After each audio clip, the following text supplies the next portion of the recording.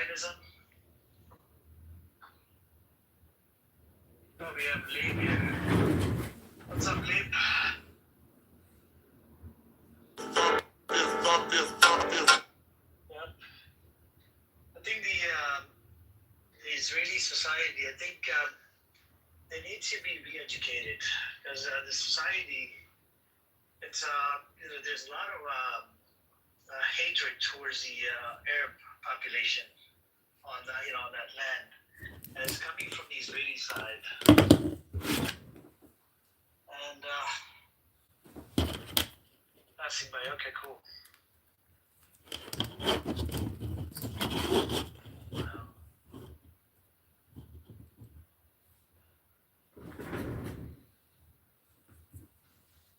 Let's see. What I was gonna say was.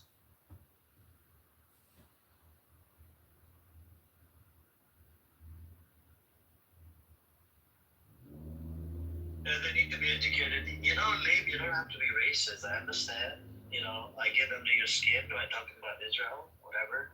Because you support Israel and you want me to give you, find you an Arab woman, right? Which I'm not going to. I'm not a pimp. You can do that on your own. If you're a man, you can go find it yourself. And your children, you got 5 kids. You should look up the kids instead of fucking worrying about, the other. Find another chick or something. Crazy, man. I don't know, man. These people, they're confused as fuck. And then I send you an invite. Let me see. What else is in the news? Oh, Israel, according to this article, Israel will not accept the use of the Palestinian Authority symbol. The PA will not be a partner. Okay, the logo of the National Committee for Administration of Gaza, NCAG, presented to Israel was completely different from the one published this evening. It added the National Committee for the Administration of Gaza, established under the ceasefire deal, will be supervised by the so-called Board of Peace, President Donald Trump.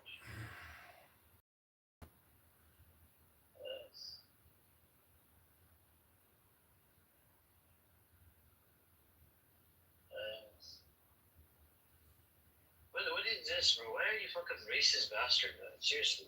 You're writing a bunch of racist shit in the chat, man.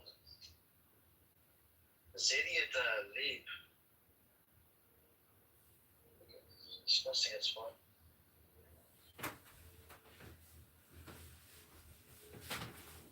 Yeah, 12 people led into Gaza from Egypt, and of 42 who tried on day 1 of Rafah opening. So here's the report if you guys want to look into it. So they're not letting many people into Gaza, but they are allowing a little bit bigger number to leave Gaza. I think that is where it's going to benefit Israel. It will make the job easy to take over the land.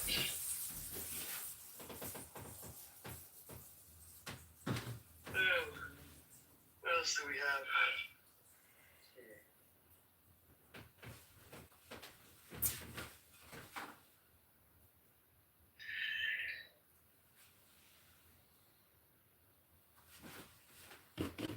Shin Bet's chief brother named as suspect in Gaza smuggling case. So there's charges filed against 12 suspects in Gaza smuggling case. Court says Bezalel Zini, Shin Bet chief's brother, who was slated to also be indicted, took 15,000 shekels to transfer goods to Gaza in his vehicle during IDF reserve duty. So IDF they're trying to work with the Palestinians, take the bribe, and they're just, getting the job done. Let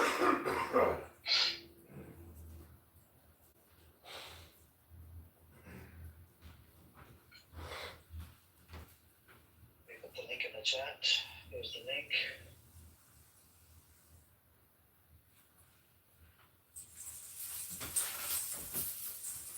Let's see. So once you leave Gaza, you can't go back in? Is that what's happening now? That was the whole plan from Israel. Once you leave, they want their people to leave, but not be able to come back, and then Egypt would be stuck with a whole bunch of people. know what I'm saying? And they're pretty much going to do Egypt dirty. But the people that are allowed to leave is because of the medical reasons, right? If they need some medical support or whatever, because, Israel has pretty much bombed every hospital out there, every medical center, and pretty much, flattened every little piece over there. Who was it the other day that was saying that the border was not manned by Israel? It was manned by the people. Oh, that idiot? Yeah, that idiot. Now, I mean, how is this? To enforce this, that means Israel is manning it. So. Yeah, that guy is. His name is Noam. He tries to put on this fucking act that he's a dumbass, but he's not a dumbass.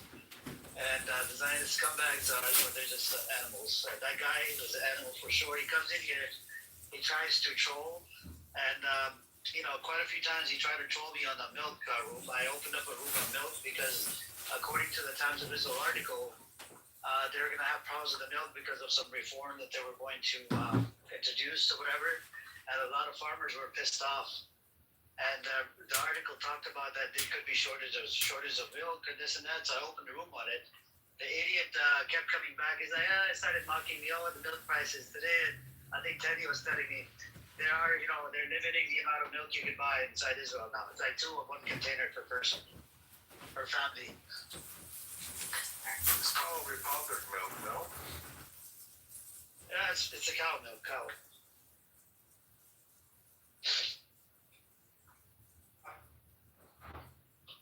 And a lot of farms are going to get closed. And there's at the farms, right? You have more than 4, 5, 6 people working there. Milking the cow, doing a whole bunch of stuff, feeding the cow, looking after the cow. Giving them baths and doing a whole bunch of maintenance and whatnot. Keeping the farm clean. It's a lot of hard work at the farms. Are you walking, Amir? Yeah, I'm walking. I've just got to move some cars because I had to move some cars for street sweeping. Now I got to move them back. Oh, we got Ruben Chick here. Hello, everybody. Hello, are you going to repeat the same question again today? I might do. Okay, you're just a recycler, man. That's what you do. Fucking bottle the barrel Zionist. I'd like to know if just being a Zionist makes you a bad person. You keep asking the same fucking question every day. Well, You want to come to the room? nobody gives an answer. That's being a Zionist. That's, basically human colonization, killing people, genociding them, starving them, doing a whole bunch of atrocities against Palestinians. You're not allowed any, native Palestinians to come back into the land. People like that, I don't know, it's like how hard is it to fucking understand? Get into your dickhead, I mean, that's why I keep mentioning. Well, the answer to your check. That's the damn question. I wish you peace and happiness. That's why we should be. Someone who's just killed by Hamas, if they were Zionists, they deserve that. You've asked this question already twice. This is the third time you asked me already. The same question, you take a repeater. Same answer. What's the answer here? I didn't tell you the answer. I'll give you the answer. Just say the answer. Take it. Just do what you have to do yourself. And I'll give you the answer.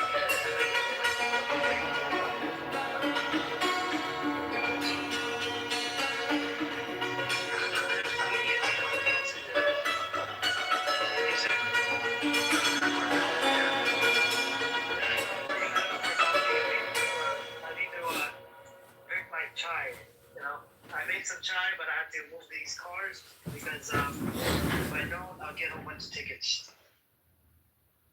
Damn, what area do you live in, man? It's Wednesday, it's trash day here, so. Yeah, but on my side, we have the Wednesday street sweeping. On the other side, you got Monday street sweeping. You got to move it from one side to the other side. Okay, so you're on the coast. I live very close to Alex Airport, not too far. Okay. You're like 20 minutes away from me, you know that. Yeah, I live in residential area. So There's nothing but houses here, no buildings. You know, those I used to live in an area where there was a bunch of buildings. It's so hard to find parking, though. Oh. But some of these houses, they're multi-units, you know. There's about 2, 3, 4 houses in one. Hey, what's up, Jidney? How you doing? How are you? What's the topic of the hour? Topic of the hour is we're talking about the Rafah border crossing. We're talking about the PA wants to change the name, and Israel doesn't agree with it. You know, Israel feels betrayed that they didn't agree on the name, the symbol, on this, the peace plan or whatever the fuck it is.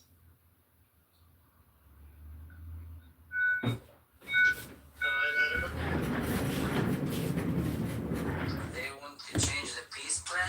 What are you talking about? I'll read you the article. It's in the chat. Let me see. Okay.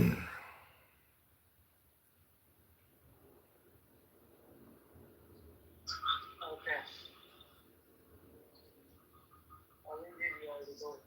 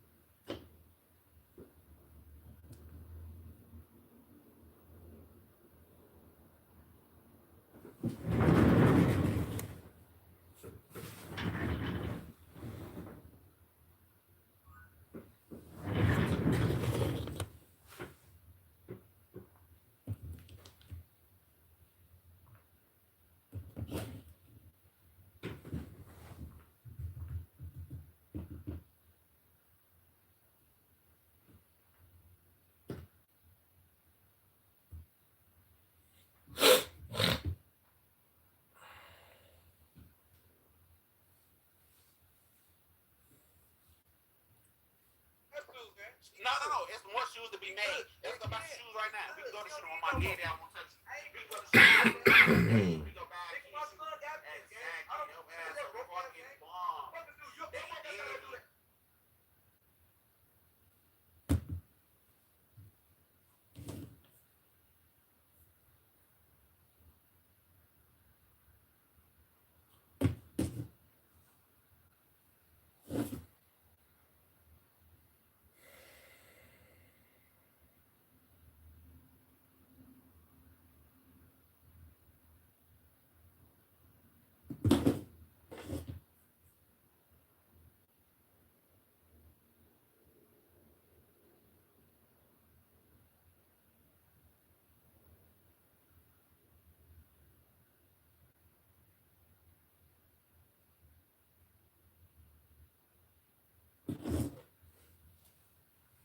Okay, the fish.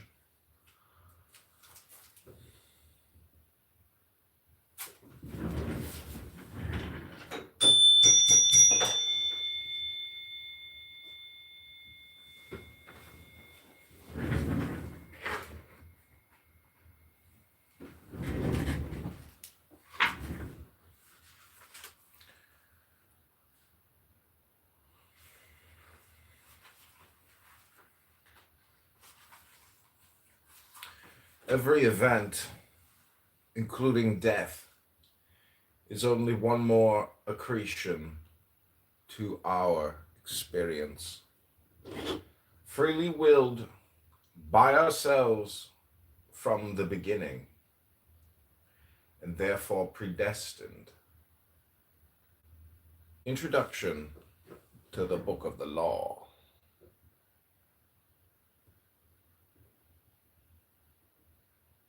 This is The Fish by Crowley.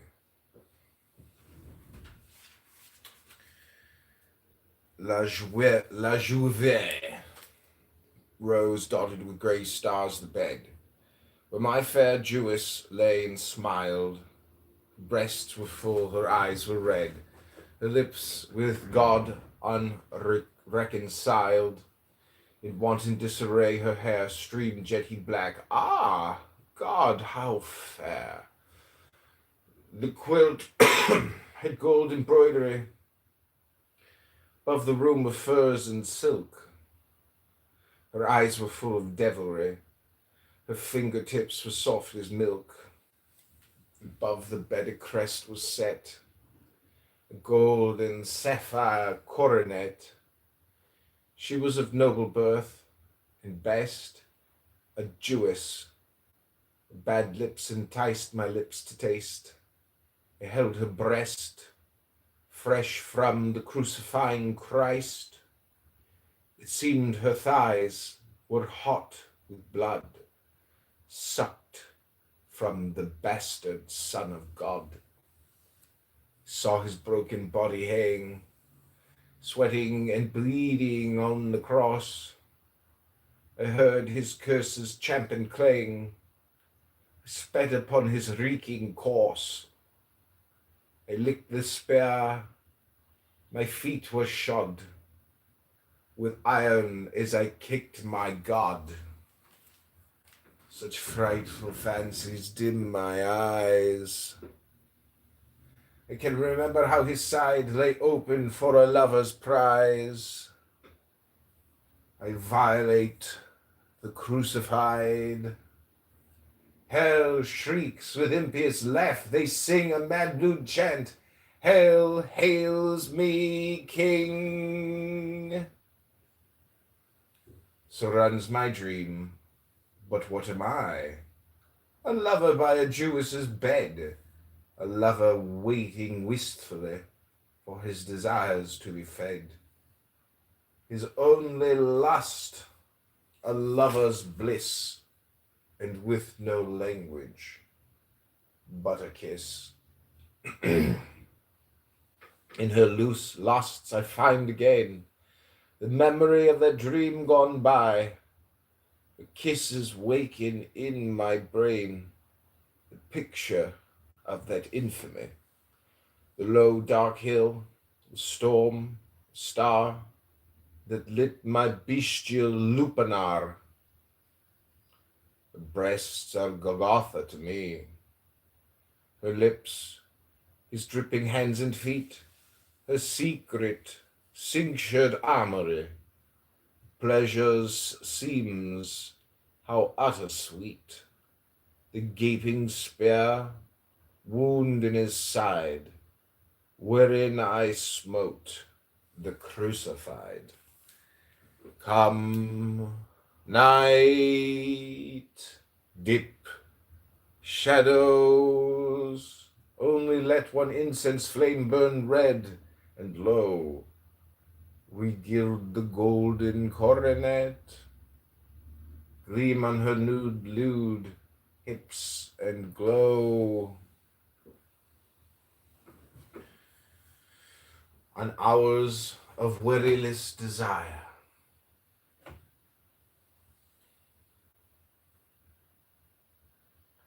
A bastard and infernal flame.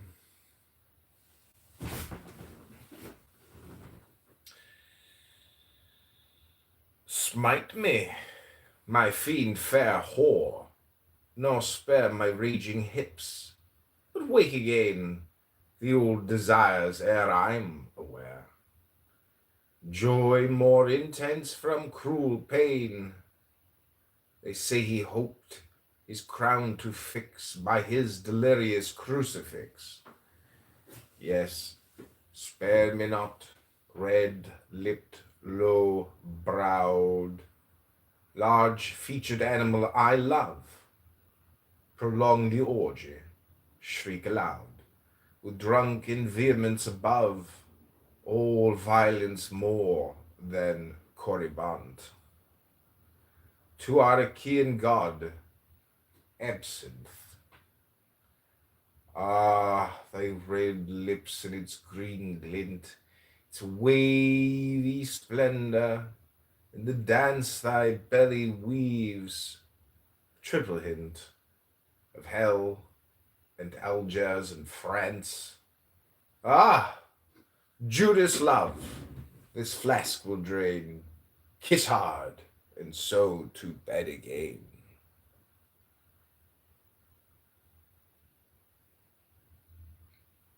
Aleister Crowley, 1898.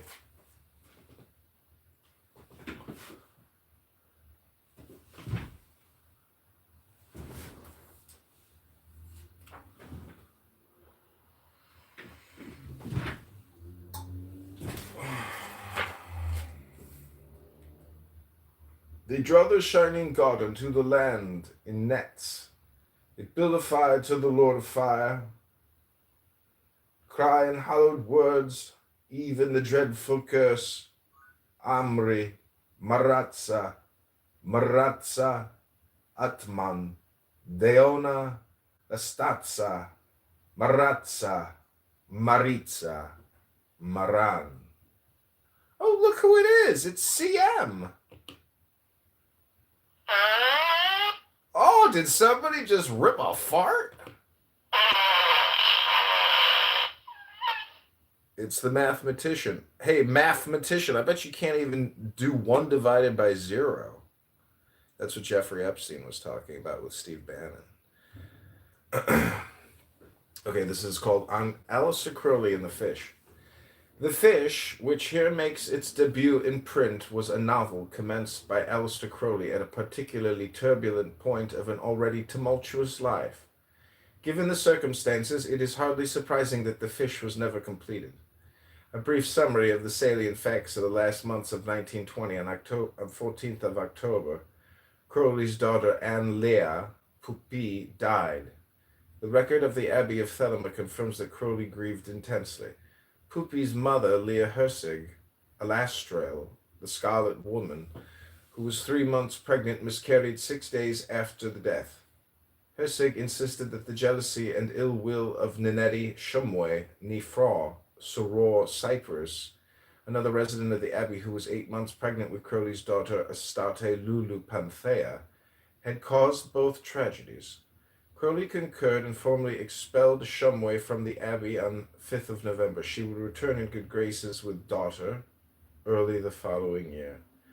On 21st November, Cecil Frederick Russell, Frater Genesti, who had first met Crowley in New York in 1918, arrived at the abbey. Russell was at that point a neophyte of the AA, Astrum Argenteum, or Silver Star, and a master magician of the Ordo Templi Orientis, the former being a mystical and magical society founded by Crowley in 1907, the latter a magical sodality with Masonic elements, of which Crowley was Supreme Holy King of Ireland, Iona, and all the Britons. He became the worldwide outer head of the order in 1922. Russell would prove to be one of Crowley's most gifted and recalcitrant disciples. On 27th November, Crowley sought oracles from Thelema, the Yi King, and the Tarot to guide him in the fashioning of the Cephalodium working, which took its name from the mighty rock of Cephalodium, which lay to the north of the Sicilian town of Cephalou.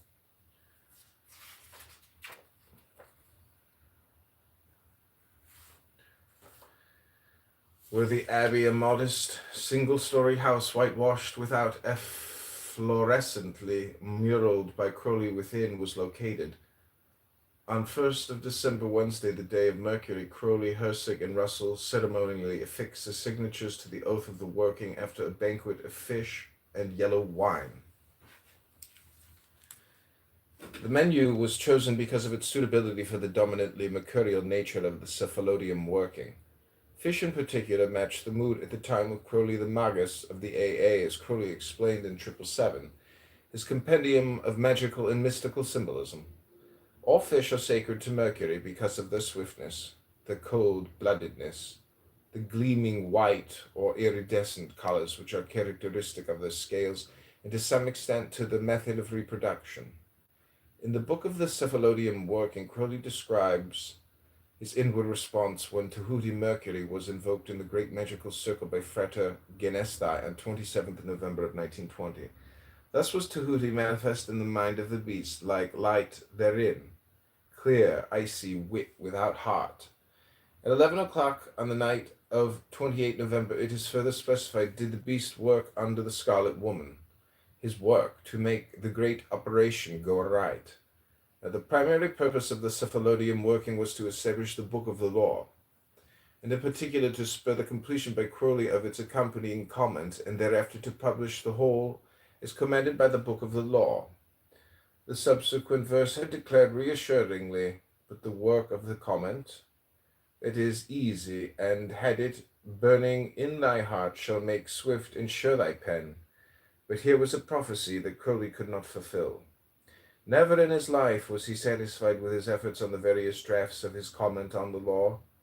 Indeed, the Book of the Cephalodium working explicitly records Crowley's sense of failure on that score, although he diligently continued his labors upon it. But the 28 November sexual magic did stimulate what might seem to be a fascinating diversion from the express goal of the cephalodium working, to wit, the novel fragment which you now hold in your hands.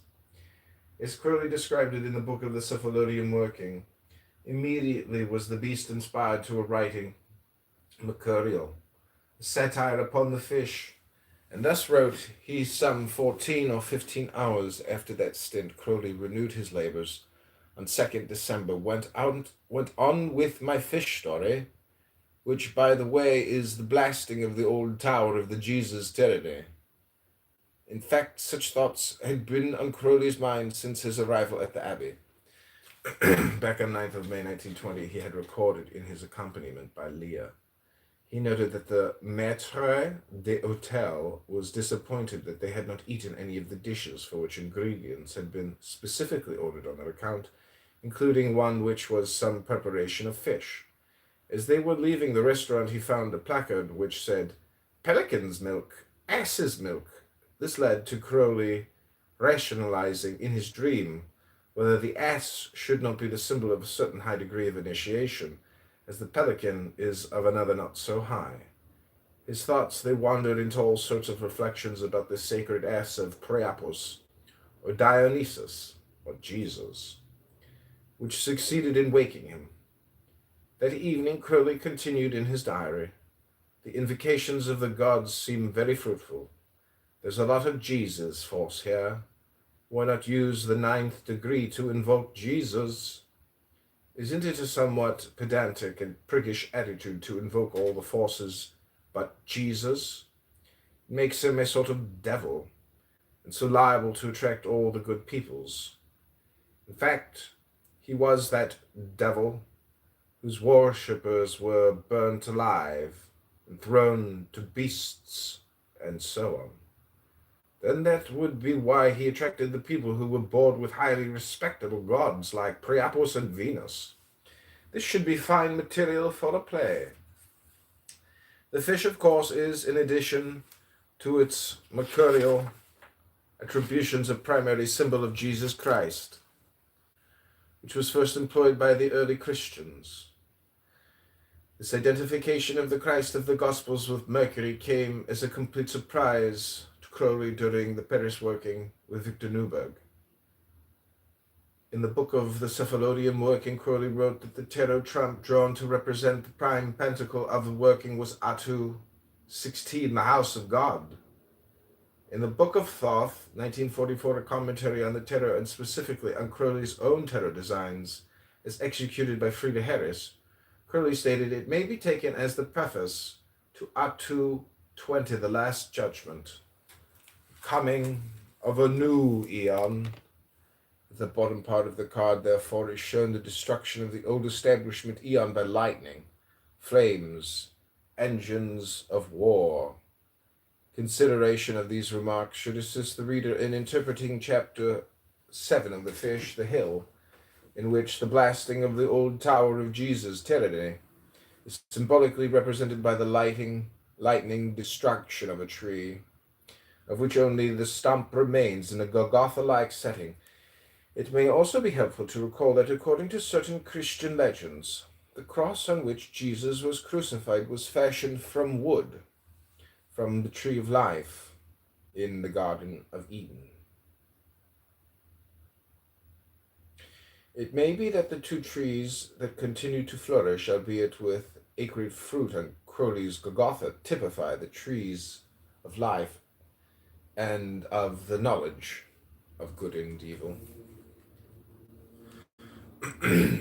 Precursive symbols of the salvation and gnosis once promised by the blessed tree of the cross, the stump of which representing Egyptian and other sources of divine wisdom still intact.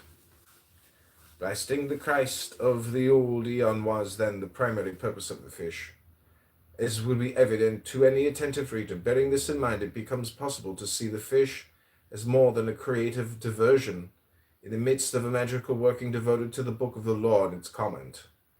On the contrary, it is thematically interwoven with the comment writings to which Crowley was devoting his energies in the same period as which the fish was written. Consider, for example, the following new comment to Cap I-49. This verse declares that the old formula of magic, the Osiris, Adonis, Jesus, Marsyas, Dionysus, Attis, etc. Formula of the dying God is no longer efficacious. It rested on the ignorant belief that the sun died every day and every year, and that its resurrection was a miracle. The formula of the new eon recognizes Horus, the child crowned and conquering as God. We are all members of the body of God, the sun, and about our system is the ocean of space. The formula is then to be based upon these facts.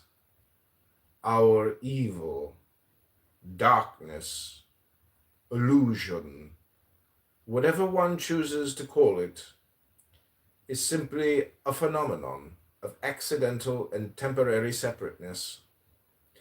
If you are walking in darkness, do not try to make the sun rise by self-sacrifice, but wait in confidence for the dawn, and enjoy the pleasures of the night meanwhile. Now read the sacred words on the hilt of the dagger, used by one of the dwarf henchmen of those who eat the baleful fish known as Nazarene. Dare not to stand upright, dare not to think or know, dare not to use thy might, dare not to face thy foe, dare not to do thy will, dare not to love thy mate, dare not to live thy fill. Be feeble, fool of fate. Beneath, that's from chapter 4 of The Salesman. Beneath the surface satirical tone of the fish, Crowley was waging the Atu-16 war with a vengeance.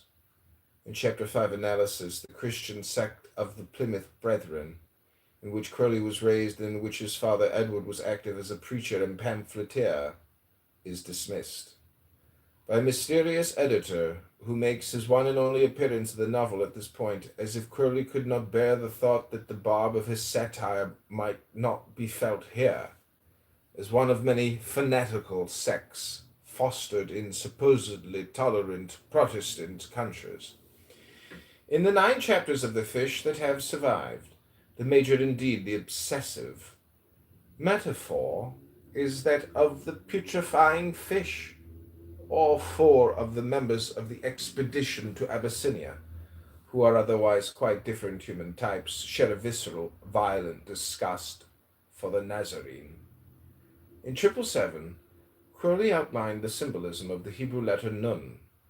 A fish is that which lives and moves in the water, which is here a symbol of death. It therefore indicates the forces of Scorpio, generation through putrefaction. It is through the eating of the putrid fish, Nazarene, that the wretched transformation of human souls is generated. And the ultimate goal of the expedition, at least at the point at which the fish breaks off, is to enter the pit, breeding grounds of the Nazarene, which name, if spelled out in Hebrew, begins with Nun, or Nun. As always with the Crowley text, the levels of symbolism to be traced and meditated upon are manifold. For example, in chapter 5, our narrator, the good and brave clergyman Harry Tone, who has dared to taste of the Nazarene in the best spirit of objective research, the better to understand its nature, finds himself under its influence, angrily refusing to face the facts of life, started up at the intrusion of a thought about the meaning of fish in ancient religions, as explained to me once by a contributor to the London Punchinello, who subsequently disgraced himself in an unspeakably loathsome piece of abomination. The meaning alluded to here may be that of Priapus, the Ithyphallic god whose counterparts include the half-fish, half-man, god figures Dagon and Oannes, worshipped respectively by the Philistines and the Babylonians. In the Egyptian myth of the mutilation of Osiris by his brother Set, the phallus of Osiris, the only bodily part of her husband and twin that Isis failed to recover was swallowed by a fish of the Nile. Alternatively, the fish, a symbol of the Yoni, or Mons Veneri, can be found in numerous ancient cultures. It is noteworthy that the Egyptians, apart from the goddess Hat Mehet, she who is before the fishes, had no deities in fish form. Deities. However, the fish was regarded by the Egyptians as sacred, and a painting in the tomb of Kabaqet at Deir el-Medina shows Anubis tending to the mummification of a fish. There are definite links between Anubis and Jesus, and indeed the term Jesus Anubis occurs in Greco-Egyptian papyri. Anubis was responsible for the weighing of the hearts against the feather of Ma'at, which has analogies with the Christian Last Judgment, guiding the soul in its journey to the paradise of Osiris, which is a further symbolical link with Jesus, who said, "I am the way and the truth and the life. No one comes to the Father except through me." Both Hermes and Mercury are also associated with the role of guide, which is invariably linked with a journey through the sky or between the worlds. Connection is thus suggested with the Nuit of the Book of the Law. Such are a few of the symbolic meditative flights that may be stimulated with a sympathetic study of the fish. But enough of such fish tales. Let us now turn to the fish as a novel intended for our literary delectation, an intention that Crowley most certainly harbored. C.F. Russell, or Frater Genesti, makes this point along with some others rather emphatically in his Znus is Znees, Memoirs of a Magician, 1970. You see, Crowley was first, last, and always an author.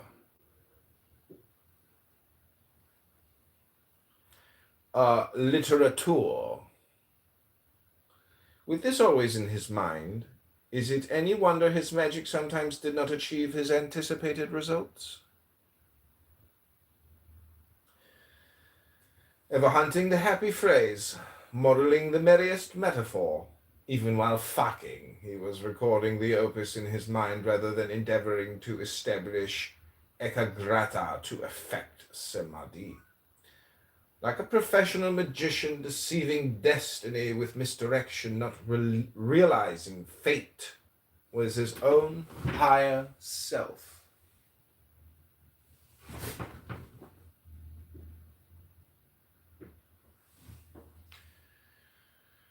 Russell and Crowley did have their differences, and Russell was particularly sensitive to Crowley's explicit charge in the book of Cephalodium working that Russell was to blame for the failure of that working by virtue of having failed to initiate any Rashith ha-Gilgalim. That is, the initial turning or energizing of the spheres or chakras necessary to sexual magic. Russell in Znus is Zniz has his own kind comments on Alice Crowley's sexual allure and so forth, but Russell is acute, I think, when he points to the literary ambitions that flamed within Crowley throughout his life. The furtherance of Thelema and the laurel wreath of cultured acclaim were two possible motives in the writing of The Fish. A third may have been the badly needed money that a commercial success could bring him. Crowley was eager enough to appeal to readers of popular fiction, as evidenced by the lively demi-monde plotting of The Diary of a Drug Fiend, 1922. In the case of The Fish, a possible inspiration for Crowley's plotline may have come from the vogue for tales of lost civilizations that had been triggered by H. Rider Haggard and his classic novel, King Solomon's Mines. The staggering success of this book is reflected by the fact that it has remained continuously in print since the date of its first appearance. Going off to a strange continent in search of a lost race was not exclusive to Haggard and Africa, as Sir Arthur Conan Doyle proved with his novel, The Lost World. Set in the Amazon jungles in the very period in which Crowley was writing The Fish, Edgar Rice Burroughs, the creator of Tarzan, was commencing his own rise to fame with novels such as The Lost Continent, 1916. The search for ancient and hidden civilizations was in the air, and it is possible that Crowley, in search of a popular vehicle for Thelema, could not resist trying it out. A page of handwritten notes left by Crowley, see Appendix 1, the only surviving record of how Crowley intended to complete The Fish, indicates that after numerous harrowing adventures that claim the lives of Green and Thornley, not to mention the timely aeronautical aid of rebellious light-bringing Lucifer, and a surreptitious diet of truth, will, and love, Lyle and Tone emerged victorious over the bottomless pit of Cree's Needham. Had Crowley gone on to complete the novel, it might have been a corker of a story.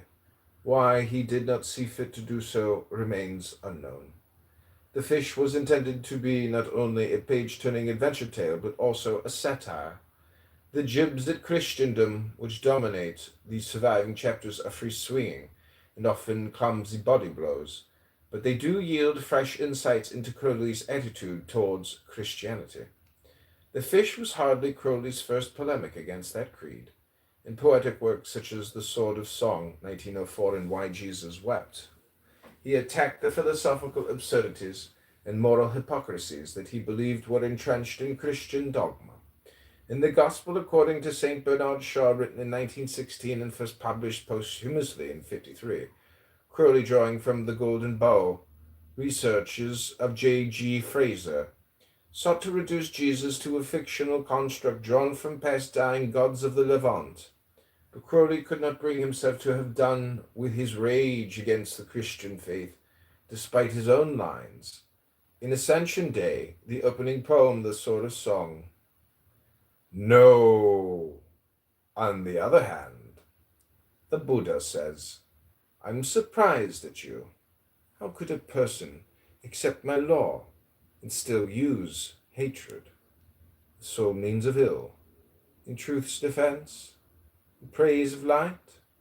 Well, I guess Brer Buddha's right. Of course, these lines come prior to Crowley's 1904 reception of the Book of the Law, and it may be argued either that Crowley came to regard the Buddhist teaching as abrogate, or that Crowley could not finally abide by the teaching. In either case, the vehemence of Crowley's vitriol transcends the storyline of the fish.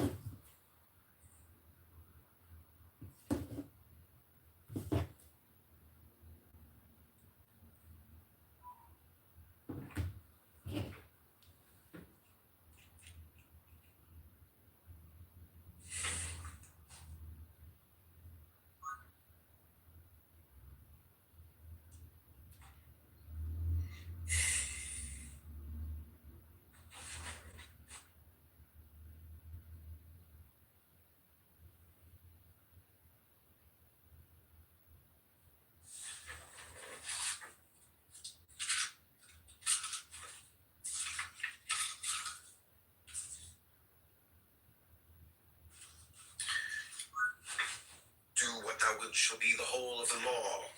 We are born at a given moment in a given place, and like vintage years of wine, we have the qualities of the year and of the season in which we are born. Astrology does not lay claim to anything else. Carl Gustav Jung. How the mind can torture itself in its quest to understand the travels of the soul from life through death to life again. Tormented, the mystic asks, what is the purpose of it all? Why was I born? From whence have I come? To where will I go when I have shed my frail earthly form? But the answers prove elusive. Instead of certainty, the mystic finds only speculation and surmise. Baffled, he struggles to recover memories of a life before birth, in the hopes that these might shed light on what transpires after death. Here again he is stymied, for like all others who move from one rebirth to the next, the mystic has first to dally in the land of the dead. There he was forced to slake his thirst from the river of forgetfulness, dissolving all memories of his previous lives, before he was free to stumble blindly towards his next incarnation. His cleansing of the past goes unnoticed by most people. However, something deep within the mystic is left unsettled. He finds that his thoughts and dreams are disturbed, as if by glimpses of some long-forsaken ambition, a memory of which hovers just unseen on the very edge of his vision. In truth, the mystic does not draw as deeply from the river of forgetfulness as his less contemplative fellows, and some distant memory goads him into joining that age-old quest for meaning. The ancient Greeks realized that active self-reflection was something integral to understanding the mysteries of birth, life, and death, which would allow a person to find his appropriate place in the eternal processes of the gods. Life is shrouded in mystery. This is the fundamental fact which confronts us. We live in a cave with our backs to the light. As Plato said, our knowledge is nothing more than the shadows which play upon its walls. The Greeks became preoccupied with this inner light, cast shadows into our reality. They summed up their quest for it with the axiom, know thyself. Inscribed in the temple of Apollo at Delphi, they believed that mankind could never fully comprehend or know the human spirit. So this axiom actually suggests learning about and controlling personal behavior in the here and now, so that a person might rise to understand his or her fate or incarnation, and in effect find unity with the gods. Similar deliberations on matters of birth, life, death, and reincarnation have taken place in most other societies and cultures. In India, the idea solidified and became the foundation upon which the various forms of yoga are based. The Sanskrit word yoga is derived from the word yoj, which means to control, to unite. And thus the word yoga is often translated as simply meaning the art of union. Carl Gustav Jung, 1875 to 1961, the founder of modern analytical psychology, acknowledged the importance of studying yoga, but he also cautioned that the practice may not be suitable for the Western mind. He believed the yogic tendency to speak spiritual transcendence by ignoring the material side of the world was misguided, and that the purpose of incarnation was actually to gain a more intimate understanding of existence, as he wrote. There are many different kinds of yoga. Europeans often become hypnotized by it, but it is essentially Eastern. No European has the necessary patience, and it is not right for him. The more we study yoga, the more we realize how far it is from us. A European can only imitate it, and what he acquires by this is of no real interest. Jung continued, in the course of the centuries, the West will produce its own yoga. Although I'm not completely in accord with Jung's assessment that Europeans have no patience, and disagree with the assertion that we get nothing of any interest out of doing this type of practice, he did make a valid point when he proposed that a new approach to the art of union is necessary for our Western archetype. He seems to suggest that psychology could play that role, but to me that is a difficulty here. In an echo of yoga, we find modern psychology preoccupied with bringing the unconscious mind to conscious, either downplaying the role of the body, or treating it merely as a cumbersome appendage. To me, the core premise of Western magic is that we incarnate into our body in order to gain an experience, not transcend it, and that we must examine the whole process equally. The holistic approach is surely far healthier than a fragmented one, and it is indeed the direction in which psychology has been creeping for some time.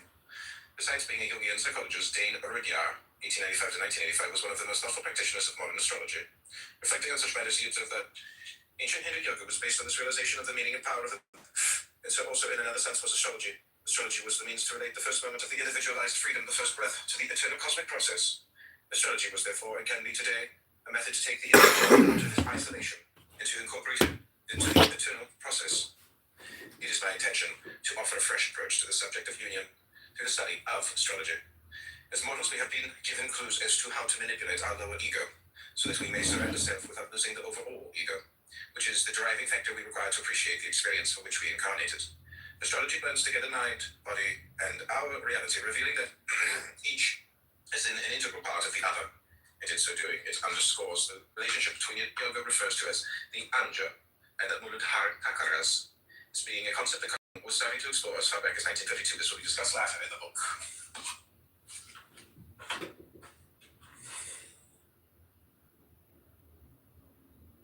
To get answers out of him because he was making awful claims. So, like, I think like, we're either. No, you don't have to read at this point. Okay. No, this shit. Like, so she comes in.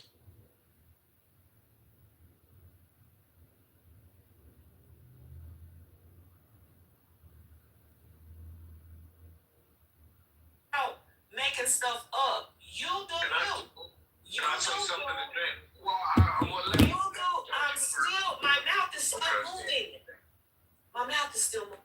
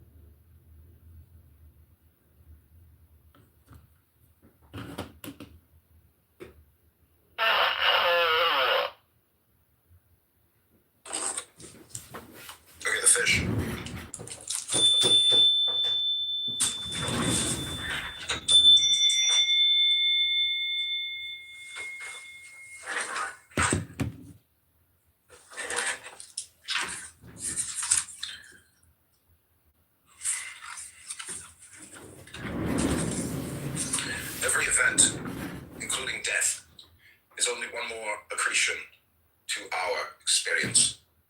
Freely willed by ourselves from the beginning, and therefore predestined.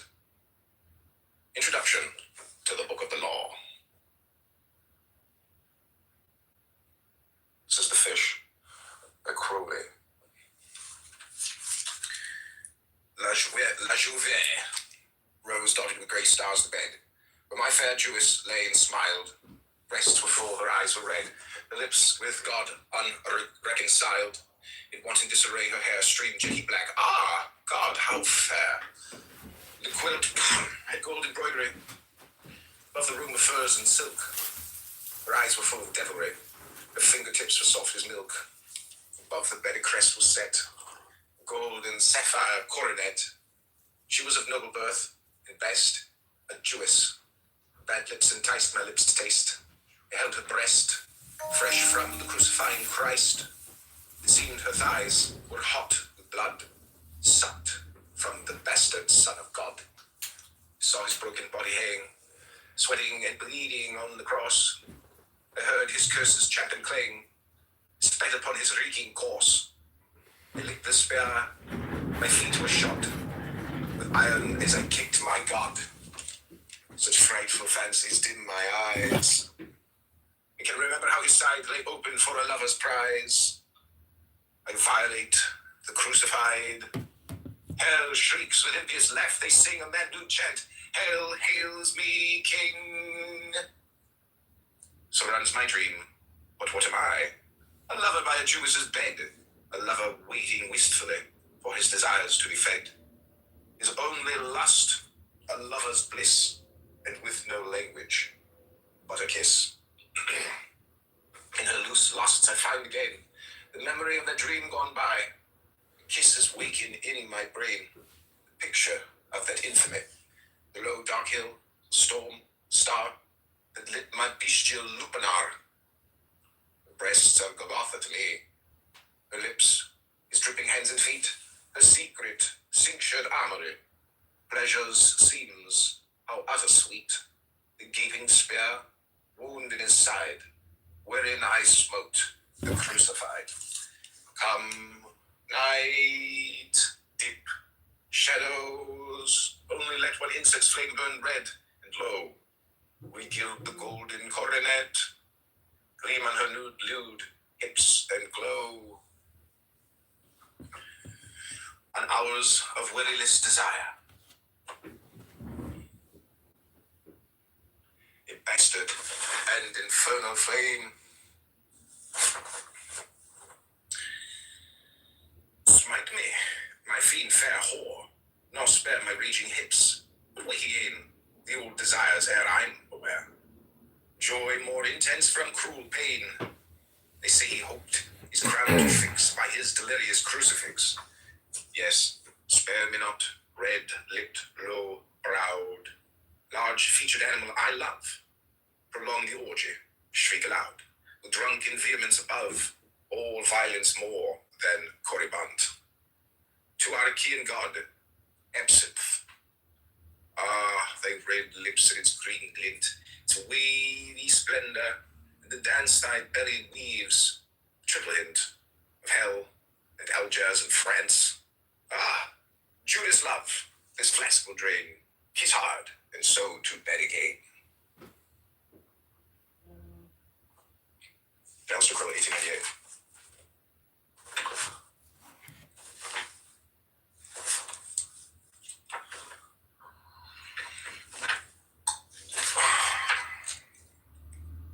They draw the shining god to the land in nets, and build a fire to the Lord of Fire. Cry in hallowed words, even the dreadful curse. Amri, Maratza, Maratza, Atman, Deona, Astatsa, Maratza, Maritza, Maran. Oh, look who it is, it's CM. Oh, did somebody just rip a fart? It's the mathematician. Hey, mathematician, I bet you can't even do 1 divided by 0.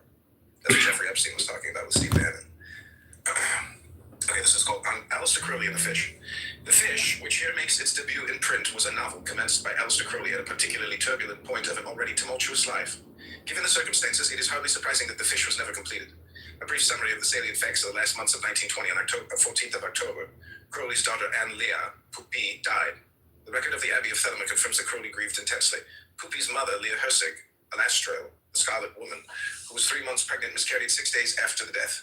Hersig insisted that the jealousy and ill will of Ninety Shumway, Nifra, Soror, Cyprus, another resident of the Abbey who was 8 months pregnant with Crowley's daughter Astarte Lulu Panthea, had caused both tragedies. Crowley concurred and formally expelled Shumway from the Abbey on 5th of November. She would return in good graces with daughter early the following year.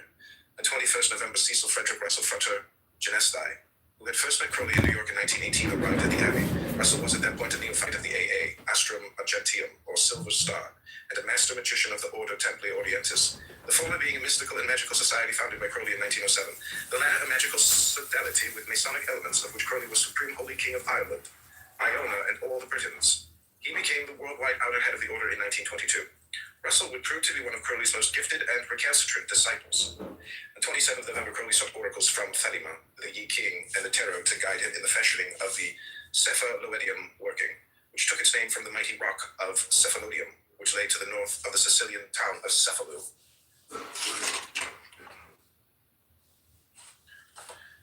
Where the Abbey, a modest, single-story house whitewashed without efflorescently muraled by Crowley within, was located. On 1st of December, Wednesday, the day of Mercury, Crowley, Hersig, and Russell ceremonially affixed the signatures to the oath of the working after a banquet of fish and yellow wine. The menu was chosen because of its suitability for the dominantly mercurial nature of the cephalodium working. Fish in particular matched the mood at the time of Crowley the Magus of the AA, as Crowley explained in 777, his compendium of magical and mystical symbolism. All fish are sacred to Mercury because of their swiftness, their cold-bloodedness, the gleaming white or iridescent colors which are characteristic of the scales, and to some extent to the method of reproduction. In the book of the Cephalodium working, Crowley describes his inward response when Tahuti Mercury was invoked in the great magical circle by Frater Genesti on 27th November of 1920. Thus was Tahuti manifested in the mind of the beast like light, therein, clear, icy, without heart. At 11 o'clock on the night of 28 November, it is further specified to the beast work on the Scarlet Woman. His work to make the great operation go right. And the primary purpose of the Cephalodium working was to establish the book of the law. In particular, to spread completion of Crowley of its accompanying comments and thereafter to publish the law, as commanded by the book of the law. The subsequent verse I declare reassuringly the work of the comments. It is easy and habit, burning in thy heart shall make swift and sure like pen, which he was prophesied and Crowley could not fulfill. Never in his life was he satisfied with his efforts on the various drafts of his comment on the law. Indeed, the book of the Cephalodium working explicitly records Crowley's sense of failure, and that's what will he diligently continue his labors in moment. But the 28th November sexual magic did stimulate what might seem to be a fascinating diversion from the express goal of the Cephalodium working to win the novel fragment which he now holds in your hands. As Crowley described in the book of the Cephalodium working, immediately was the beast inspired to writing, Mercurial, the satire of the fish. Thus wrote he some 14 or 15 hours after that still Crowley renewed his labors. The 2nd December went out, went on with my fish play, which by the way is the blasting of the old tower of Jesus Dinner. In fact, such thoughts had been in Crowley's mind since his arrival at the Abbey. Back in 1920, he had recalled that he was accompanied by Leah. He noted that the man's ride at the hotel was disappointing, that they had not eaten any of the dishes for which ingredients had been specifically on the counter, including one which was some preparation of fish. As they were leaving the restaurant, he found a placard which said, "Pelican's milk, ass's milk." This led to Crowley rationalizing his dream, that the ass should not be the symbol of some highly rated initiation, as the pelican is covered up in some time. His thoughts they wandered into all sorts of reflections about the sacred ass of Carapace, or Dionysus, or Jesus, which succeeded in leading him. That he could continue in his diary. Indications of the works seemed very fruitful. So often Jesus falls here. Will not use the ninth degree to invoke Jesus. Isn't it a somewhat pedantic and British attitude to all the forces? Jesus, he is a sort of devil, so liable to attract all the kings. In fact, he was that devil, whose worshippers were burnt alive, thrown to beasts, and so on. Then that would be why he attracted the people who were born with highly respectable gods like Priapus and Venus. This should be fine material for the play. The fish, of course, is, in addition to its mercurial attributions, a primary symbol of Jesus Christ, which was first employed by the early Christians. This identification of the Christ of the Gospels with Mercury came as a complete surprise to Crowley during the Paris working with Victor Newberg. In the book of the Cephalodium working, Crowley wrote that the tarot trump drawn to represent the prime pentacle of the working was Atu, 16, the house of God. In the Book of Thoth, 1944, a commentary on the terror, and specifically on Crowley's own terror designs, is executed by Frieda Harris. Crowley stated it may be taken as the preface to Atu 20, The Last Judgment. Coming of a new eon. The bottom part of the card, therefore, will show the destruction of the old establishment eon by lightning, flames, engines of war. Consideration of these remarks should assist the reader in interpreting chapter 7 of The Fish, the Hill, in which the blasting of the old Tower of Jesus, Tereday, is symbolically represented by the lightning destruction of a tree, of which only the stump remains in a Golgotha-like setting. It may also be helpful to recall that according to certain Christian legends, the cross on which Jesus was crucified was fashioned from wood, from the tree of life in the Garden of Eden. It may be that the two trees that continue to flourish, albeit with increased fruit, and Crowley's Golgotha typify the trees of life and of the knowledge of good and evil. Recursive symbols of the salvation and gnosis ones promised by the blessed tree of the cross, the stump of which representing Egyptian and other sources of divine wisdom still intact. Blasting the Christ of the old eon was then the primary purpose of the fish.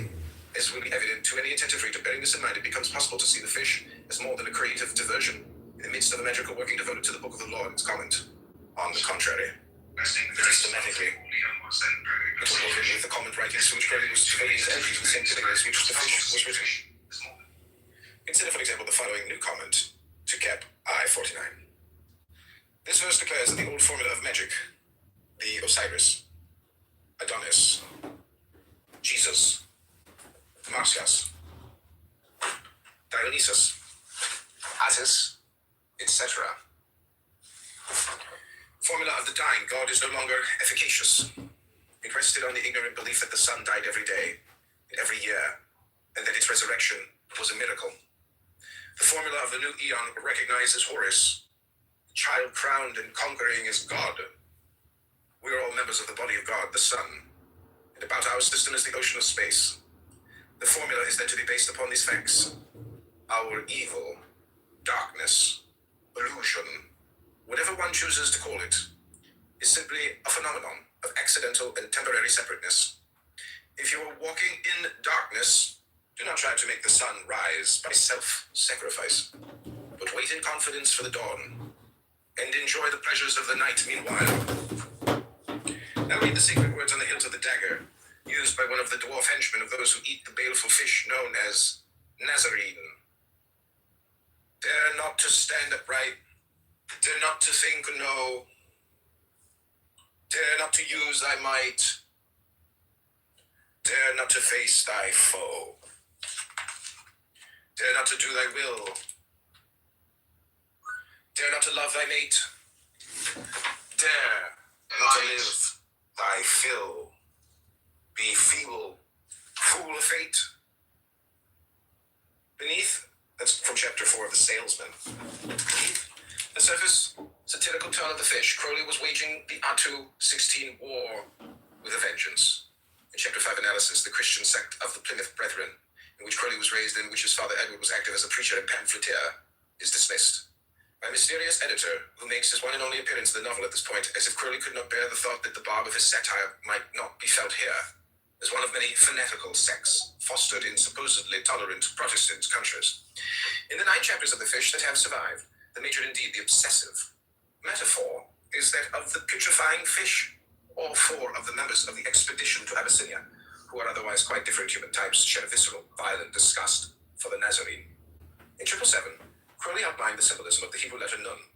A fish is that which lives and moves in the water, which is here a symbol of death. It therefore indicates the forces of Scorpio, generation through putrefaction. It is through the eating of the putrid fish, Nazarene, that the wretched transformation of human souls is generated. And the ultimate goal of the expedition, at least at the point at which the fish breaks off, is to enter the pit, breeding grounds of the Nazarene, which name is spelled out in Hebrew begins with Nun, or Nun. As always with the Crowley text, the levels of symbolism to be traced and meditated upon are manifold.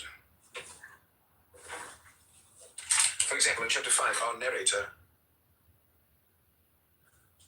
the good and brave clergyman Harry Tone, who has dared to taste of the Nazarene in the best spirit of objective research, the better to understand its nature, finds himself under its influence, angrily refusing to face the facts of life, started up at the intrusion of a thought about the meaning of fish, ancient religion. religions as explained to me once by a contributor to the London Punchinello, who subsequently disgraced himself in an unspeakably loathsome piece of abomination. The meaning alluded to here may be that of Priapus, the Ithyphalic god whose counterparts include the half-fish, half-man, god figures, Dagon and Oannes, worshipped respectively by the Philistines and the Babylonians.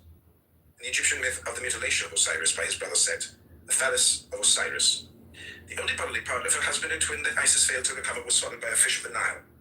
Alternatively, the fish, a symbol of the Yoni, or Mons Veneri, can be found in numerous ancient cultures.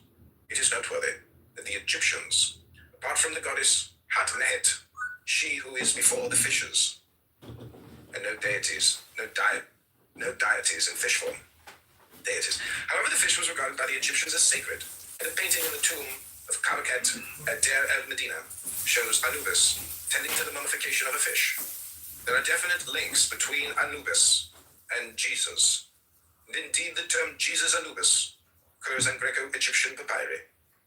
Anubis was responsible for the weighing of the hearts against the feather of Maat, which has analogies with the Christian Last Judgment, guiding the soul in its journey to the paradise of Osiris, which is a further symbolical link with Jesus, who said, I am the way and the truth and the life. No one comes to the Father except through me. Both Hermes and Mercury are also associated with the role of guide, which is invariably linked with a journey through the sky or between worlds. Connection is thus suggested with the Nuit of the Book of the Law. Such are a few of the symbolic meditative flights that may be stimulated with a sympathetic study of the fish. But enough of such fish tales. Let us now turn to The Fish as a novel intended for our literary delectation, an intention that Crowley most certainly harbored. C.F. Russell, or Frater Genesti, makes this point along with some others rather emphatically in his Znus is Znees, Memoirs of a Magician, 1970. You see, Crowley was first, last, and always an author. A literateur. With this always in his mind, is it any wonder his magic sometimes did not achieve his anticipated results? Ever hunting the happy phrase, modeling the merriest metaphor, even while fucking, he was recording the opus in his mind rather than endeavoring to establish ekagrata to effect samadhi.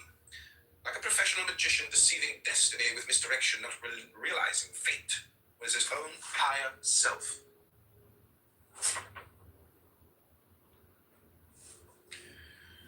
Russell and Crowley did have their differences, and Russell was particularly sensitive to Crowley's explicit charge in the book of Cephalodium working that Russell was to blame for the failure of that working by virtue of having failed to initiate any Rashith ha-Gilgalim. That is, the initial turning or energizing of the spheres or chakras necessary to sexual magic.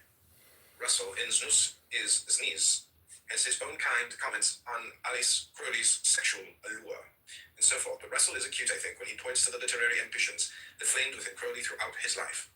The furtherance of Thelema and the laurel wreath of culture to claim were two possible motives in the writing of The Fish. The third may have been the badly needed money that a commercial success could bring him. Crowley was eager enough to appeal to readers of popular fiction, as evidenced by the lively demi-monde plotting of The Diary of a Drug Fiend, 1922.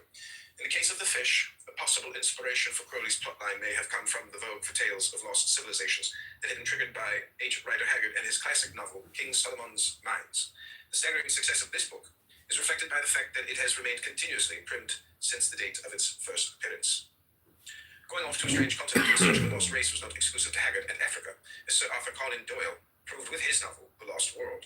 Set in the Amazon jungles in the very period in which Crowley was writing The Fish, Edgar Rice Burroughs, the creator of Tarzan, was commencing his own rise to fame with novels such as Lost Continent, 1916.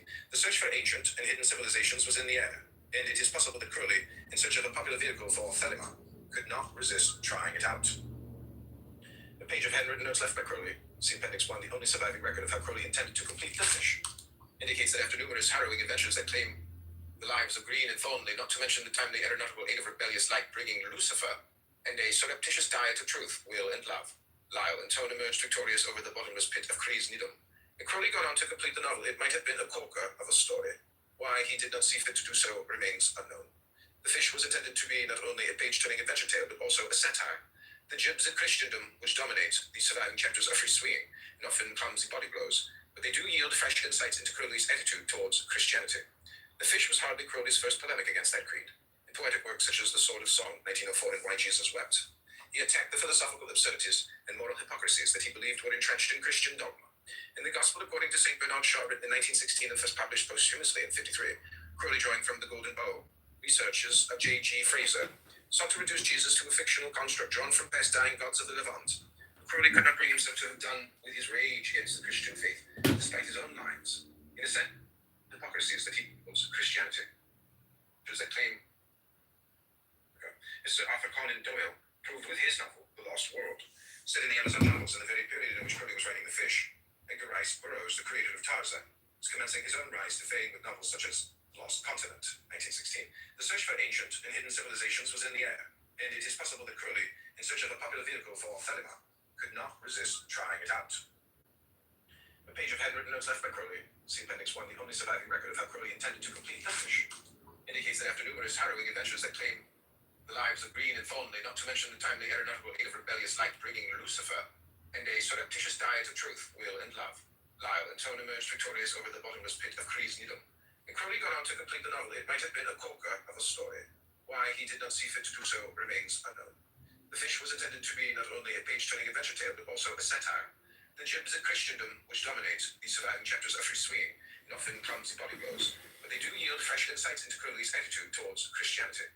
The Fish was hardly Crowley's first polemic against that creed. In poetic works such as The Sword of Song, 1904, and Why Jesus Wept, he attacked the philosophical absurdities and moral hypocrisies that he believed were entrenched in Christian dogma. In the Gospel according to St. Bernard Shaw, written in 1916 and first published posthumously in 53, Crowley, drawing from The Golden Bow, researches of J.G. Fraser, sought to reduce Jesus to a fictional construct drawn from past dying gods of the Levant. Crowley could not bring himself to have done with his rage against the Christian faith, despite his own lies. In Ascension Day, the opening poem, The Sword of Song, no, on the other hand, the Buddha says, I'm surprised at you. How could a person accept my law and still use hatred? So means of ill, in truth's defense, praise of light. Well, I guess Buddha's are right. Of course, these lines come prior to Crowley's 1904 reception of the Book of the Law, and it may be argued either that Crowley came to regard the Buddhist teaching as aggregate, or that Crowley could not finally abide by the teaching. In either case, the vehemence of Crowley's vitriol transcends the storyline of The Fish.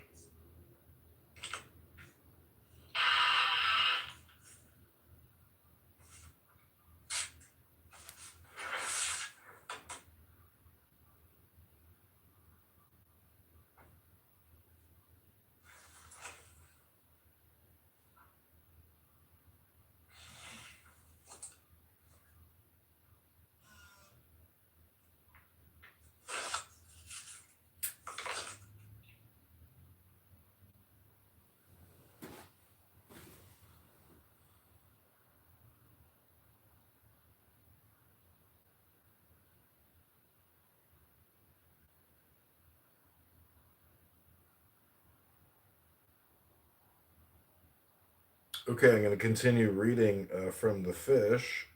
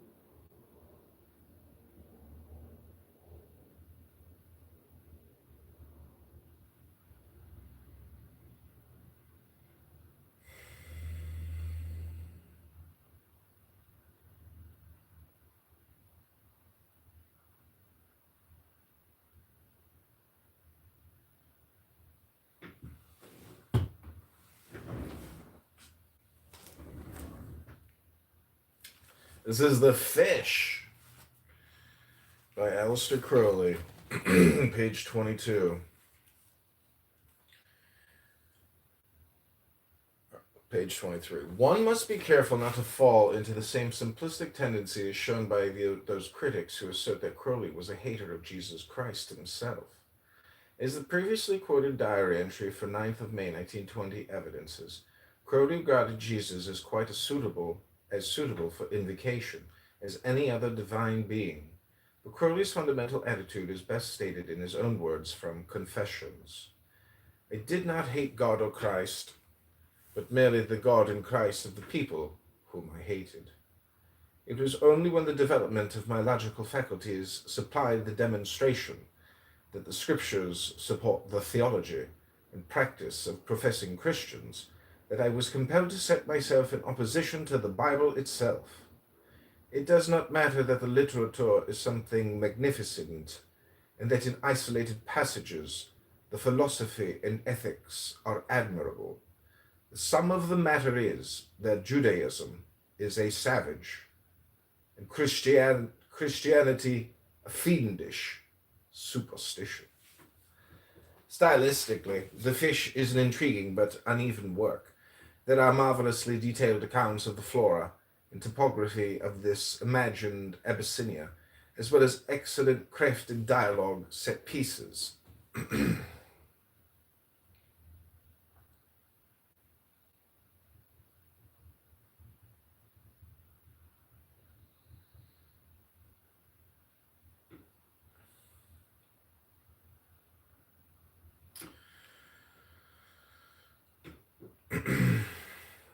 And while Crowley demonstrated in the diary of a stylistically, The Fish is an intriguing but uneven work, the marvelously detailed accounts of the flora and topography of this imagined Abyssinia, as well as excellently crafted dialogue set pieces. But at least part of The Fish was composed through dictation, and while Crowley demonstrated in the diary of a drug fiend that he was uncommonly gifted at talking a novel aloud, in The Fish, the long-windedness sometimes shows. Still, The Fish has decided virtues. The richness of its symbolical interplay has already been discussed. In addition, it should be recognized that Chapter 5, aptly titled Analysis, is as probing a study as Crowley ever wrote on what he believed to be the psychological consequences of Christian faith. Further, the refutation by Lyle in Chapter 9, The Life Pessimism of Green, is a fascinating attempt at rebuttal of the first of the Buddha's Four Noble Truths. As such, it is illustrative of the uniqueness of the spiritual emphasis offered by Thelema.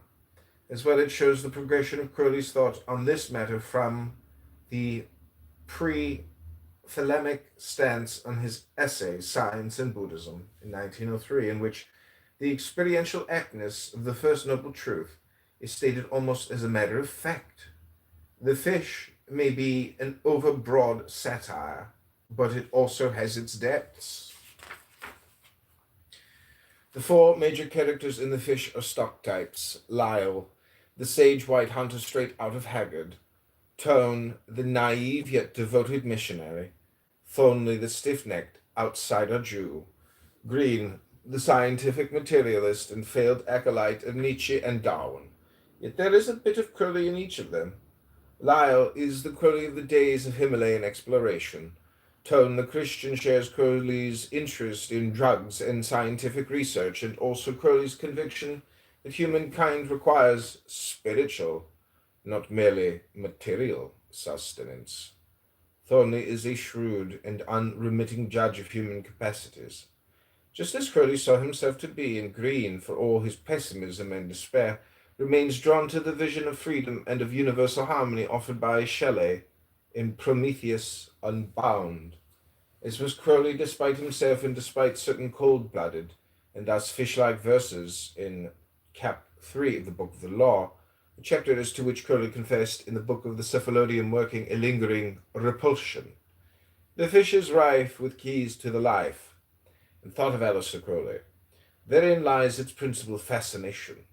Not to mention that a newly published work by Crowley, albeit an unfinished one, is in itself a rare catch.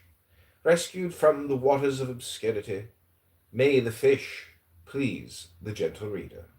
Lawrence Sutton. The Fish by Aleister Crowley.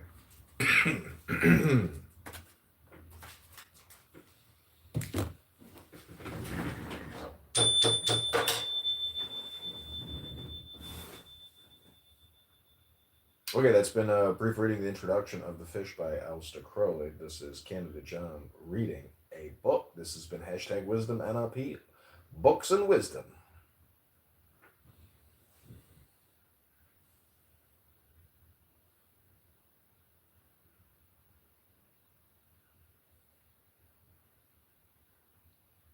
This is ordained. Comment on that. I agree with you completely. While I share Roy's concern about the extreme bigots, I'm Surah 929. The reason why it was brought down. Let's listen to Ibn Kathir. No, I want the verse. I don't want Surah 929. And if you just want to go off the verse, it explains it even better. Because it says, fight those who believe not in Allah, nor forbid what they forbid. Let me get the verse. Wait. Yeah, and then if you want to go to historical context, Ibn Kathir is going to admit the only reason Surah At-Tawbah, ayah 29. Yeah, that verse is talking about me. Exactly. And Ibn Kathir says that the reason why Allah sent that down is because the people of the book rejected Muhammad as a prophet and they just wanted to follow their own. Okay, I'm gonna read. I have the tafsir right here. Are you aware that in Islam we have a concept of treating the people of the book with respect and honor? And if anybody committed injustice toward somebody from Christianity or Judaism, the Prophet Muhammad, peace be upon him, is gonna advocate for them on the Day of Judgment. Do you know that? Okay, hold on. If that's true, why don't you read your very first comment that you put in the chat? Like, why aren't you obeying your God? Like, the very first thing you said is, ain't no hate like Christian love. No, wait, stop. Say Maria, just wait. No, stop. It doesn't matter. All you're gonna do, if you're either gonna bring up a verse that's contradictory, or you have to realize that Surah At-Tawbah was one of the last revealed verses, so the spring is gonna be abrogated. And so when 929, the Tafsir Ibn Kathir says, therefore, when the people of the scriptures disbelieve in Muhammad, they have no beneficial faith in any messenger. After that, they followed their religions because this confirmed their ideas, lusts, and the ways their forefathers, not because they are Allah's law and religion. Had they been true believers in their religions, that faith would have been directed to them, to Muhammad, because all prophets gave the good news of Muhammad. So this is why the verse was revealed, because we rejected Muhammad, therefore Allah said, fight them. That's why, listen to the verse. The verse doesn't say, just like in 9:5 it says, they broke the treaty, therefore you fight them. It gave the reason. And this verse, it says, fight them because why? They believe not, and they don't forbid what Muhammad forbids. So Allah's literally telling you you're fighting people because of their belief. Bro, Quran is clear. Okay, Quran is clear that. Okay, Saint Maria, please. I mean, can you read the Quran in the original without translation? I read the Quran from the original. Arabic is my first language, so you cannot argue about Quran better than me. Bro, as well. So, Saint Maria, I want you to address what I said. Surah 929 is literally what they use to show that you can fight people. Smiley, can you read it in Arabic? If you reject. Yes, you want me to read it in Arabic? Yeah, please. Okay.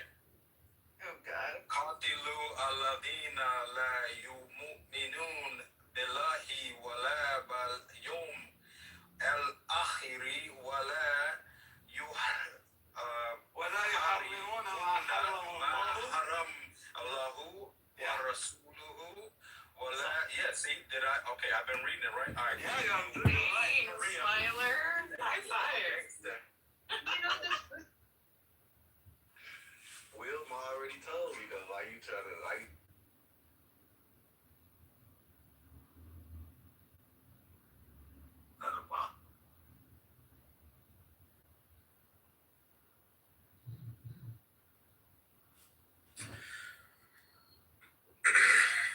And while Crowley demonstrated in the diary of it, stylistically the fish is an intriguing but uneven work, the marvelously detailed accounts of the flora and topography of this imagined Abyssinia, as well as excellently crafted dialogue set pieces.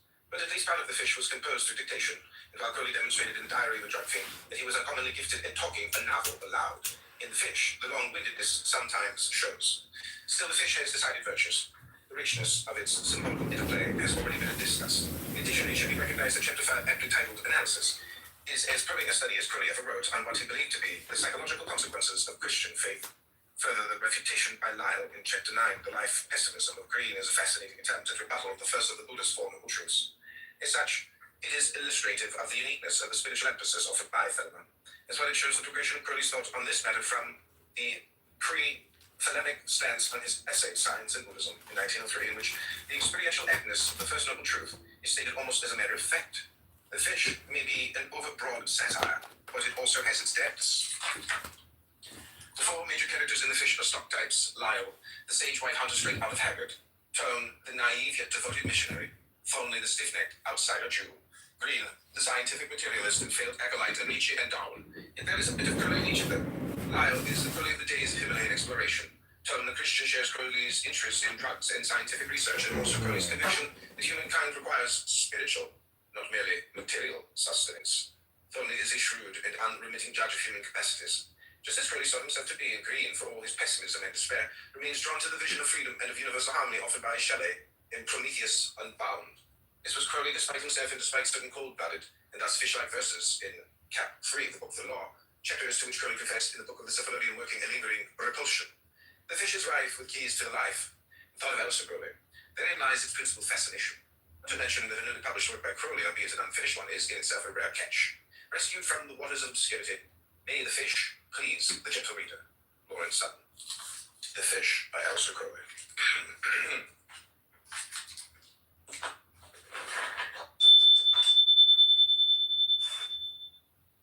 Okay, that's been a brief reading introduction of The Fish by Alistair Crowley. This is Canada John reading a book. This has been hashtag Wisdom LP.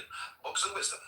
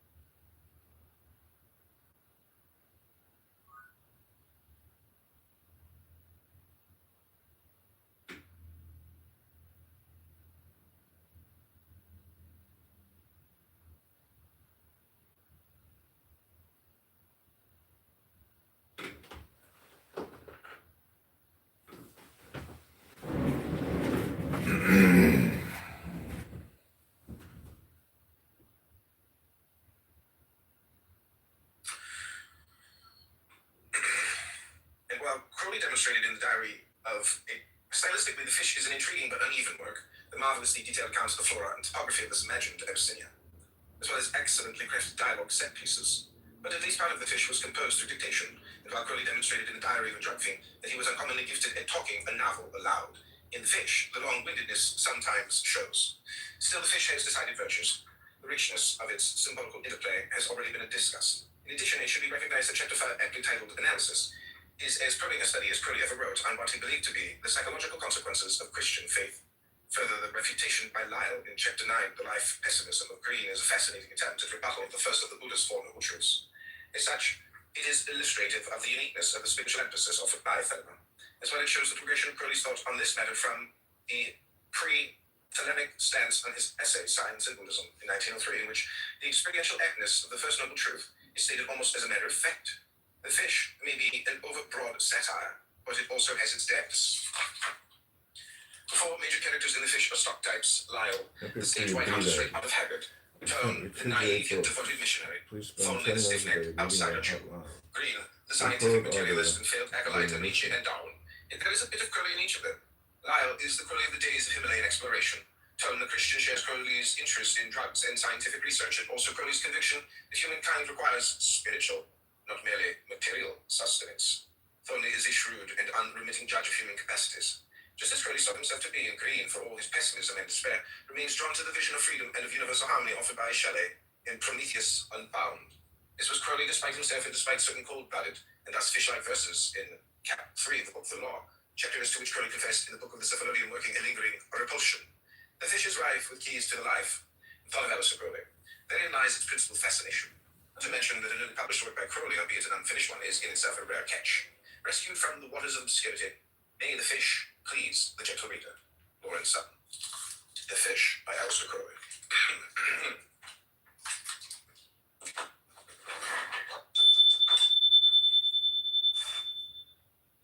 Okay, that's been a brief reading introduction of The Fish by Alistair Crowley. This is Canada John reading a book. This has been hashtag Wisdom LMP, Books and Wisdom.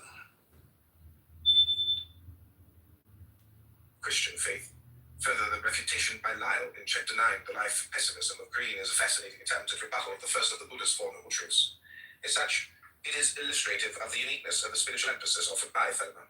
As well, it shows the progression of Crowley's thought on this matter from the pre-Thelemic stance on his essay, Science and Buddhism, in 1903, in which the experiential aptness of the first noble truth is stated almost as a matter of fact.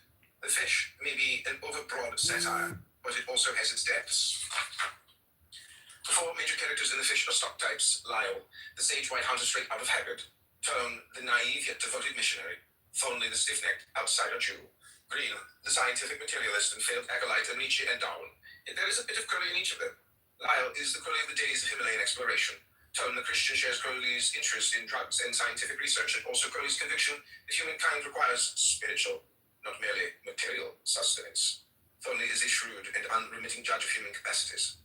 Just as Crowley sought himself to be, and Green, for all his pessimism and despair, remains drawn to the vision of freedom and of universal harmony offered by Shelley in Prometheus Unbound. This was Crowley despite himself and despite certain cold-blooded and thus fish-like verses in Cap 3 of the Book of the Law, chapters to which Crowley confessed in the Book of the Cephalodian working a lingering repulsion. The fish is rife with keys to the life and thought of Alistair Crowley. Therein lies its principal fascination. Not to mention that a newly published work by Crowley, albeit an unfinished one, is in itself a rare catch.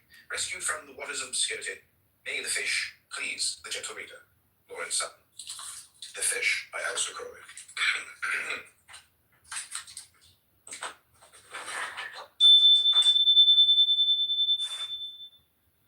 Okay, that's been a brief reading introduction of The Fish by Alistair Crowley. This is Canada John reading a book. This has been hashtag Wisdom LMP, Books and Wisdom.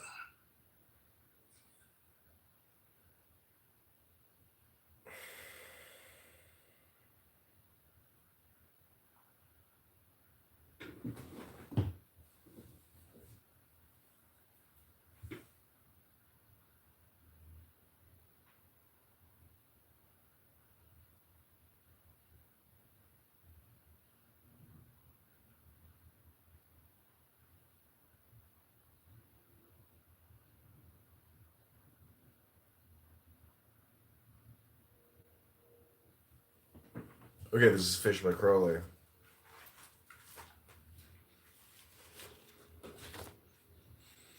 Traveller's Tales.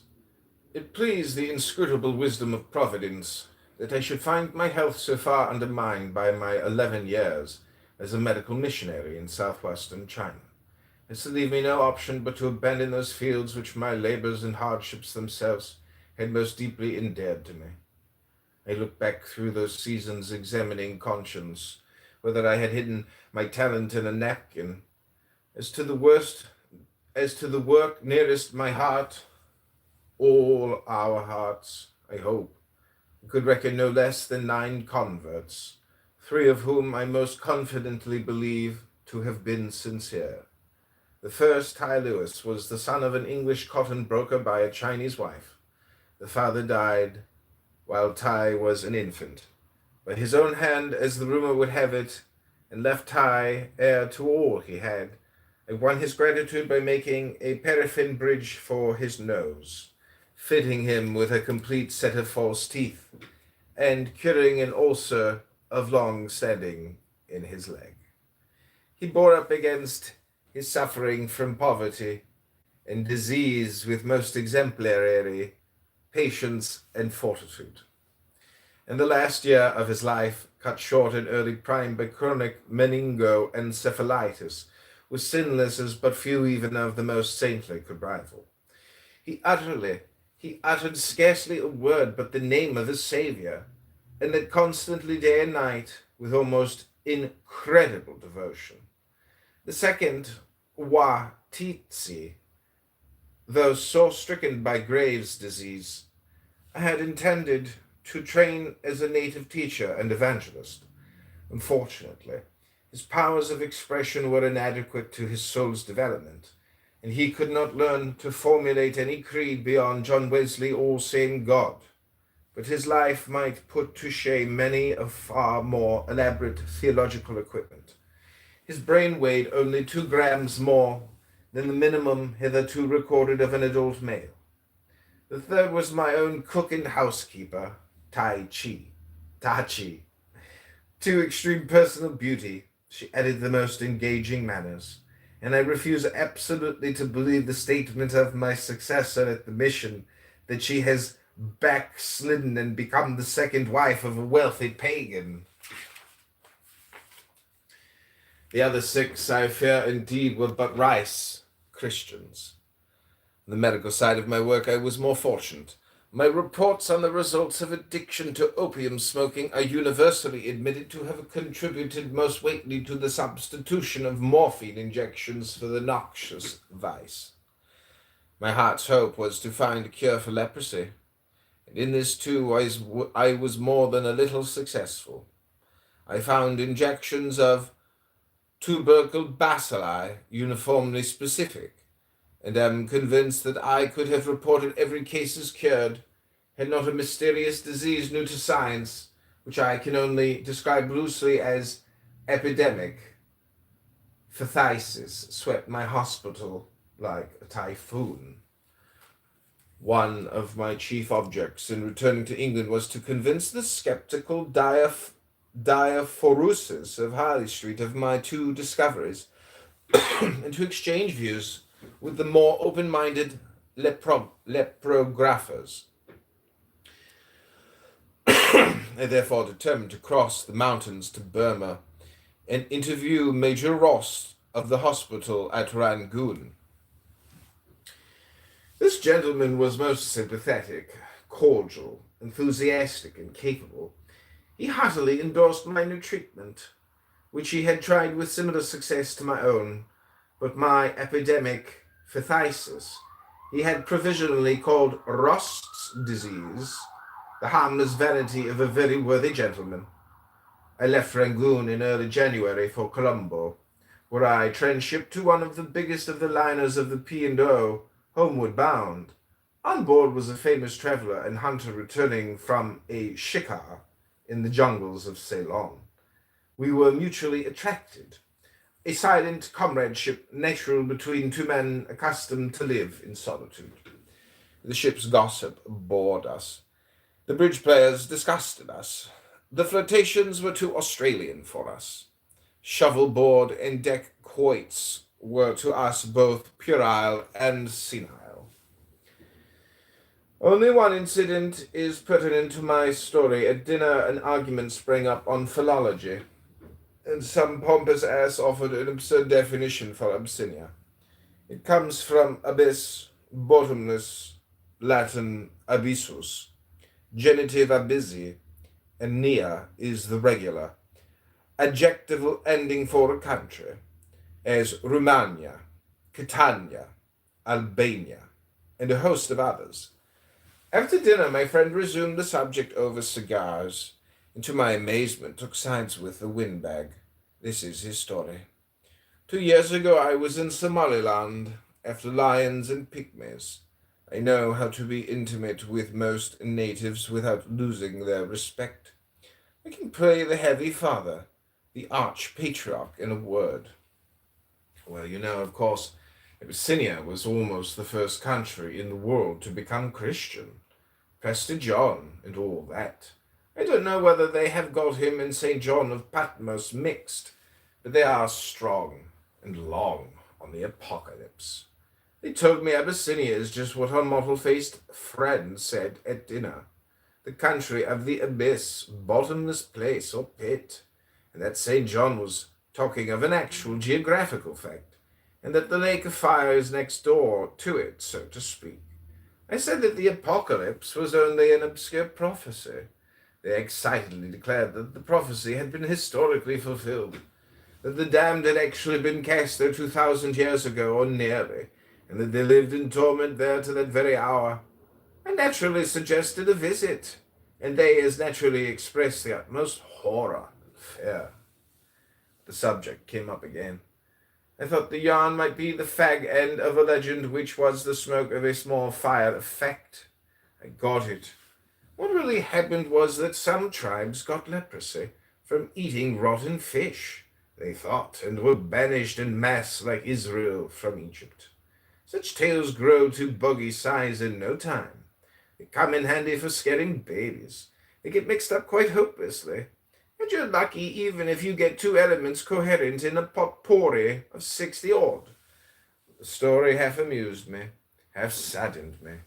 It was so like the garbage heap of travestied facts and fly-blown fables and swollen corpses of superstition and iridescent scum of romance that I had grown accustomed to, and had to grope in for the lost pearl truth. But the absurdity of the suggested etymology and the idiot's cunning of the dovetailed stories made me laugh, a thing I do most rarely. That may be why it stuck in my mind. Or was it this? In England there had been a controversy with Mr. Jonathan Hutchinson as Athanasius versus practically all his colleagues as Mundum, in which the eminent syphilographer flirting with leprosy gave its etiology as ichthyophagy, leprosy, rotten fish. Yes, it fixed the traveller's tale in my mind for the moment. In London I hastened to pay my respects to Mr. Hutchinson, who was delighted to collate my Chinese facts with his own. He argued his case again. Aptly but unconvincingly, when he ended, I expressed a wish to suspend judgment. But look at the Abyssinian evidence, he cried passionately, and expanded, emphasized it with eloquence and ardor for nearly 10 minutes.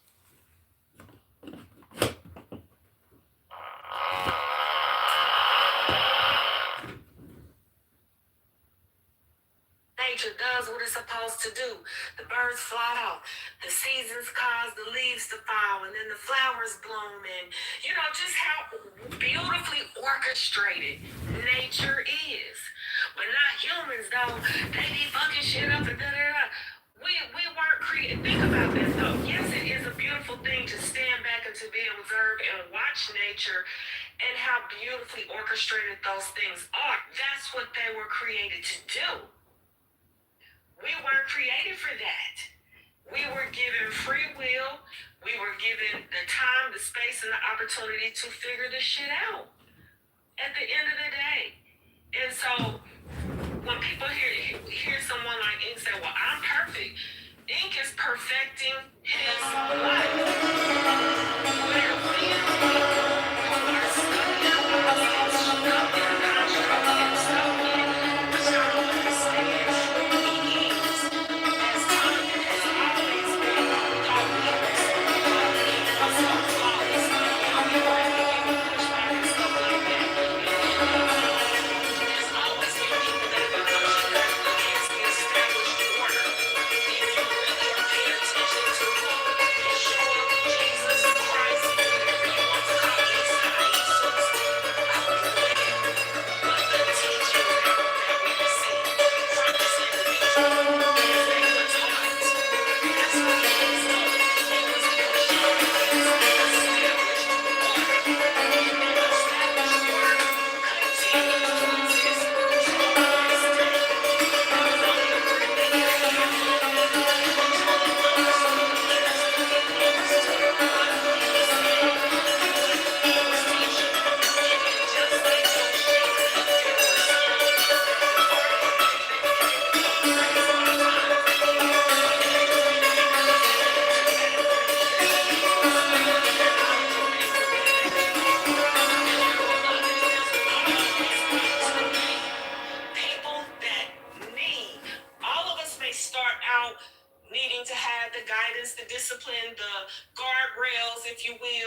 the institutions, the fellowship, whatever it is that these things bring to a human life.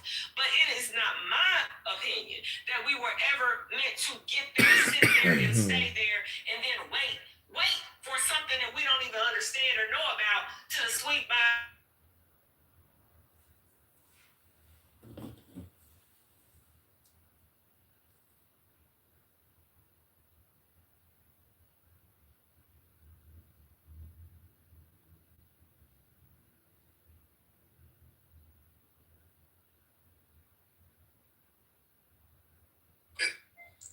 So, no, I'll ask the question, but first I want to say that these are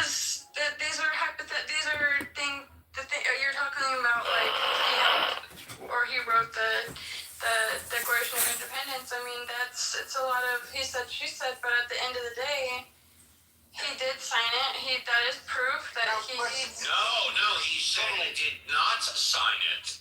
Here's the deal, Steve. If I may, real quick, and that's what I was saying is. One need only read the original draft. There's two copies. We have Jefferson's and Adams' copy. They copied it from somebody. Both of them knew Thomas Paine from common sense. Every verbiage in the Declaration of Independence is all about Thomas Paine. I'm not the only one saying this, by the way. That's a fact. I'm Joseph Lewis. What's the fact about that? Like, how do we know that? Well, go Google on the original draft, and if people stuck to the original draft of the Declaration of Independence, we would have needed a civil war because it talked about African people in the original draft. Nobody knows that, and they keep it secret from us, but it's a fact. Google the original draft of the Declaration of Independence. Okay, I will Google that, and I will be back. And then read African Slavery in America. And you'll find Thomas Paine is all over it. It's important to know that Thomas Paine is. Now, if I see a lot of non-credited sources, obviously I would clearly come back and say. Can we go back to the earlier conversation about like the requirements, please? PDF, Lily.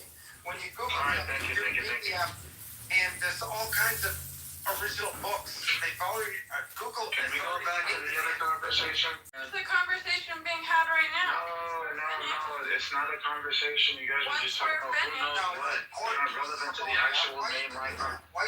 It's not important. You're just trying to like hijack our guys' conversation about the requirements of the presidency. Who cares about Thomas Paine? When they do that, we'll talk. We'll open a room. Yes, golly, horrible.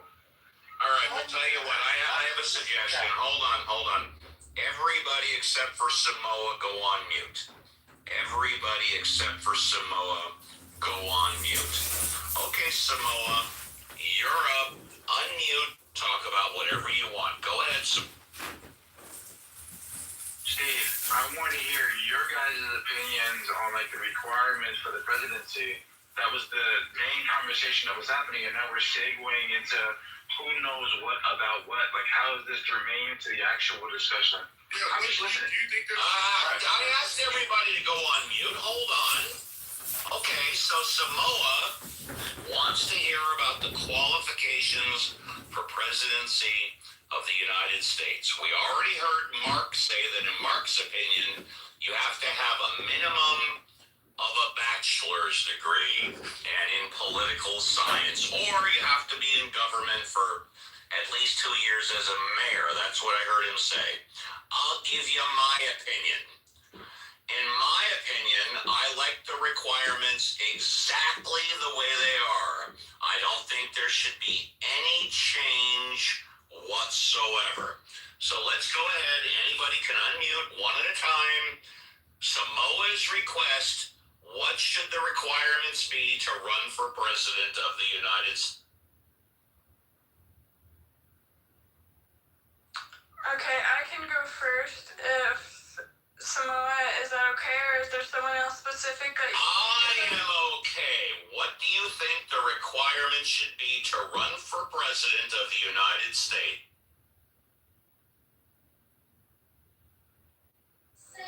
Okay, I think that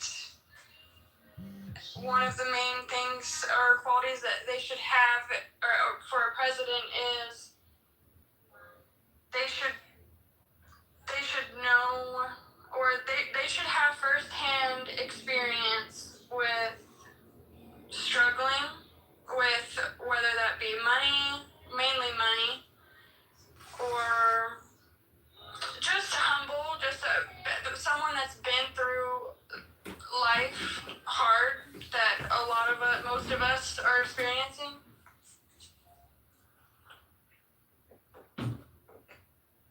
I mean, just imagine getting brain surgery, and the guy. Are you saying that you should have to have brain surgery before you can run for president of the United States? You gotta let me. Okay, no. I don't have to let you finish. Let's stay on topic. The topic is personal. I'm pretty sure them boys they know that his. I come in there like the second time. You really finna follow it? Bro, why the fuck is you not? Always, yeah. Get his dick right now. What? They call them something. Get your dick right there. Chasing that shit, Greggy.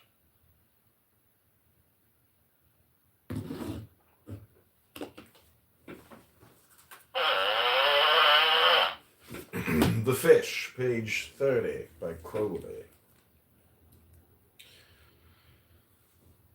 And expounded, expanded, emphasized it with eloquence and ardor for nearly 10 minutes. As I left the bottomless pit story, I jumped in my mind like a jack-in-the-box. I had no thought of it since the night I heard it.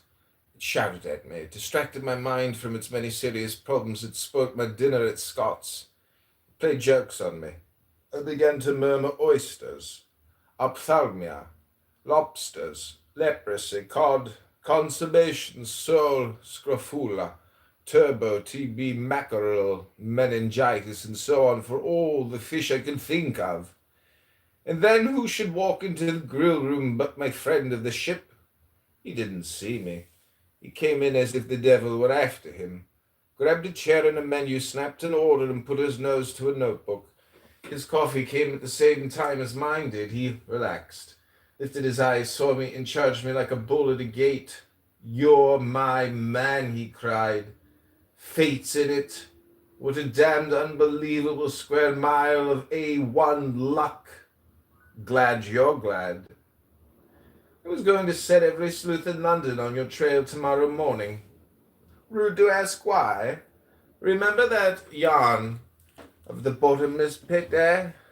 I started. I see you do. Well, it's true, and I'm chasing around London buying equipment.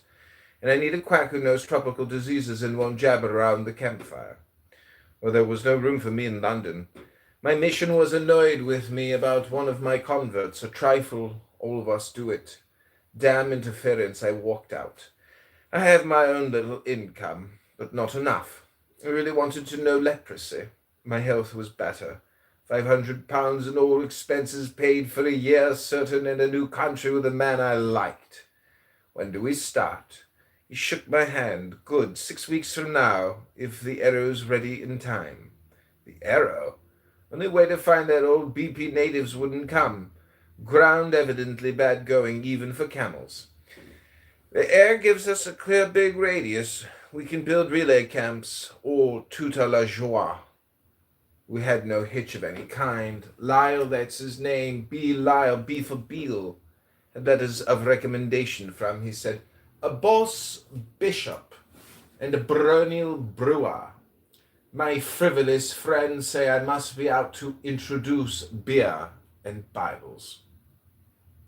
But so busy were we, both of us, that we were at sea before he found time to tell me what further facts I had turned his gossamer yarn into a veil worth lifting. It was simple enough. At the Travellers' Club he had met an old friend just back from Abyssinia itself. He had gone deep into the country. A singular event had occurred at a village called Nitty Ock. A man had gone mad, mutilated himself horribly, and fallen on all fours. Though writhing with pain, he interspersed his shrieks. with pitiful wails whose words contradicted his gestures and his tones. For they expressed pride and pleasure in terms of insane exaggeration.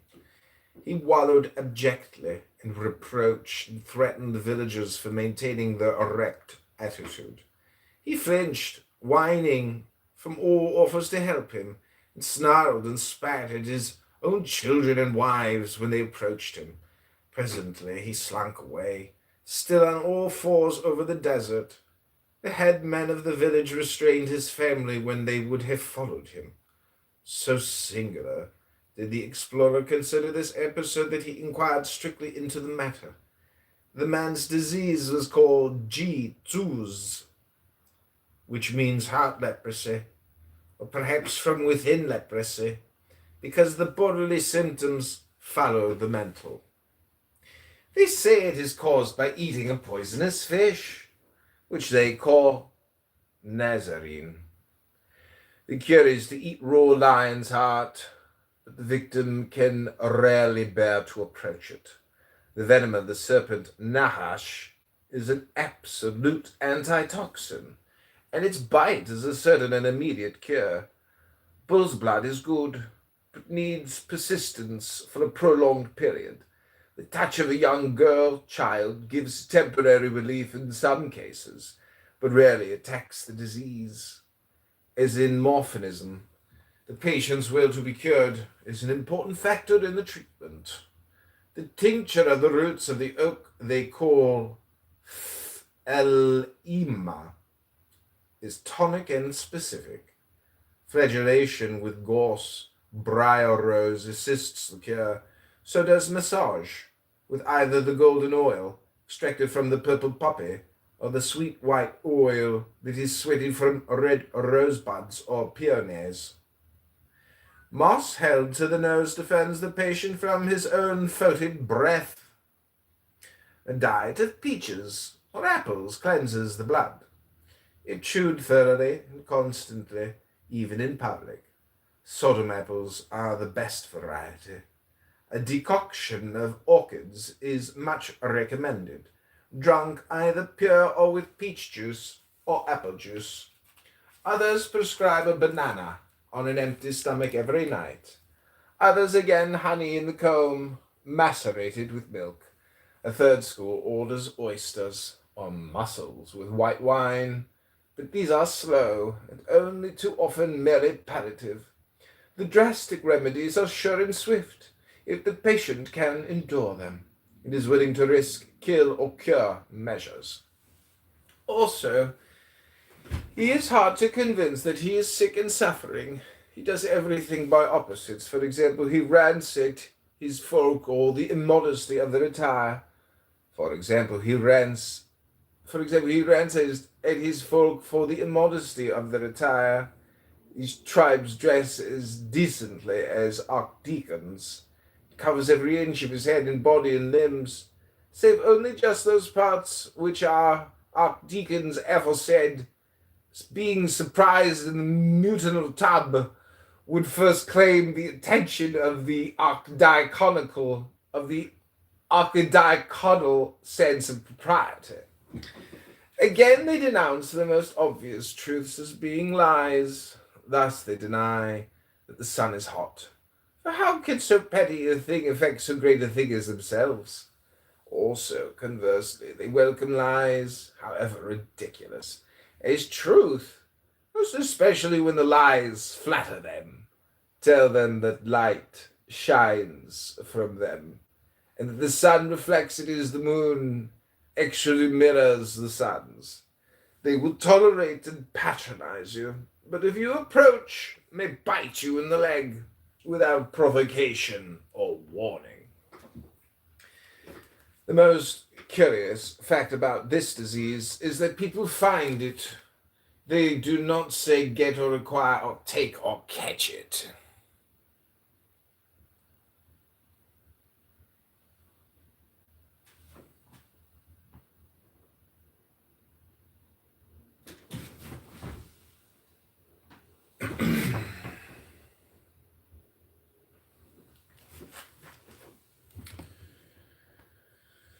but only find it, accept it, or believe in it. This last phrase suggesting some local brand of Christian Science. All three verbs imply the free will of the person to become deceased. He eats the fish sometimes, the headman explained by a congenital perversity of taste, cretinous, scrofulous, luetic, imbecile, impotent, phthisical, and anemic. People often find the fish, as it were, naturally. To these people it is not so poisonous. Indeed, they often thrive on a daily diet of it, making their living by selling it, and are at least justified in boasting that they are cured of the diseases subjectively, for they take pride in the increase of their symptoms. This man at Nitty case in point bragged of his distressed heart, that it was palpitating with happiness. Many find jitsuzi in a mild form at puberty, unless the general health be very bad, and the constitution tainted. They cannot assimilate the fish. The fumes of its putrefaction usually produce a sort of intoxication in which they caricature the disease with its symptoms visibly exaggerated and obviously faked. Though they take matters very seriously until the effects of the gas wear off. Such an attack protects almost always against the disease itself. In the decline of the reproductive powers, people hanker for the fish, which, despite the experience of centuries, is still by the vast majority held as is specific for all ills from poverty and ugliness to death and danger from ghosts.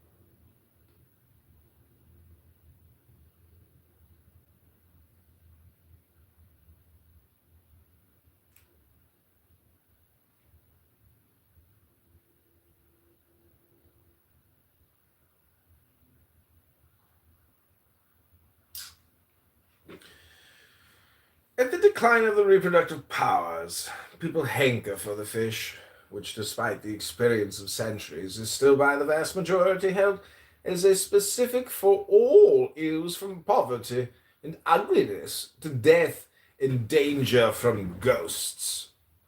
This is because of the brilliant organization of the wealthy fisheries, their suave, smooth salesmen, the plausible publicity staff, and the work in the lobbies to force the fish on the people.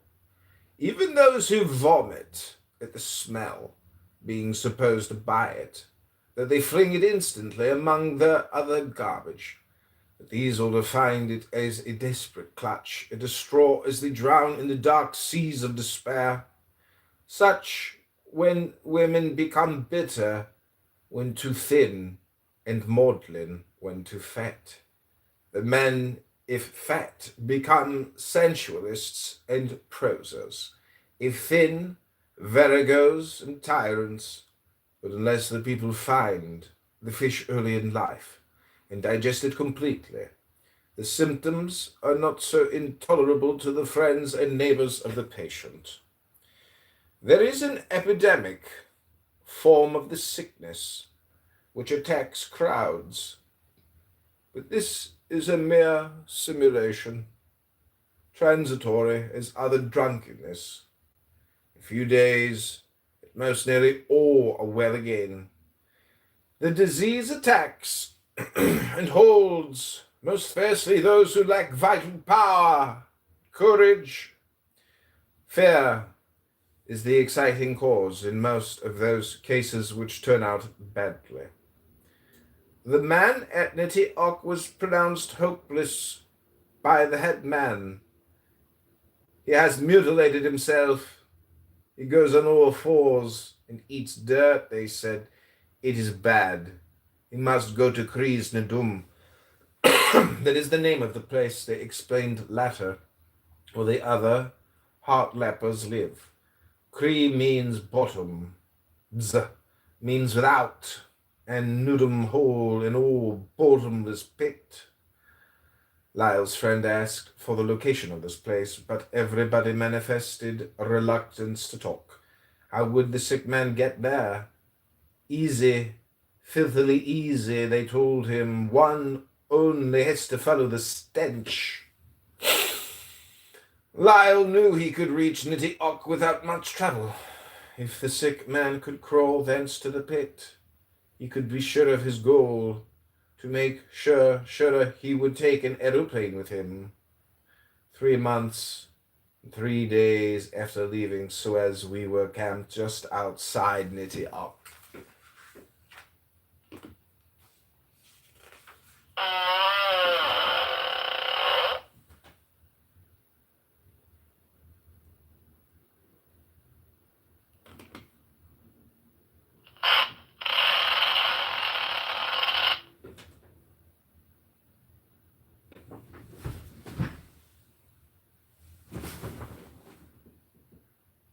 This is The Fish, written by Crowley.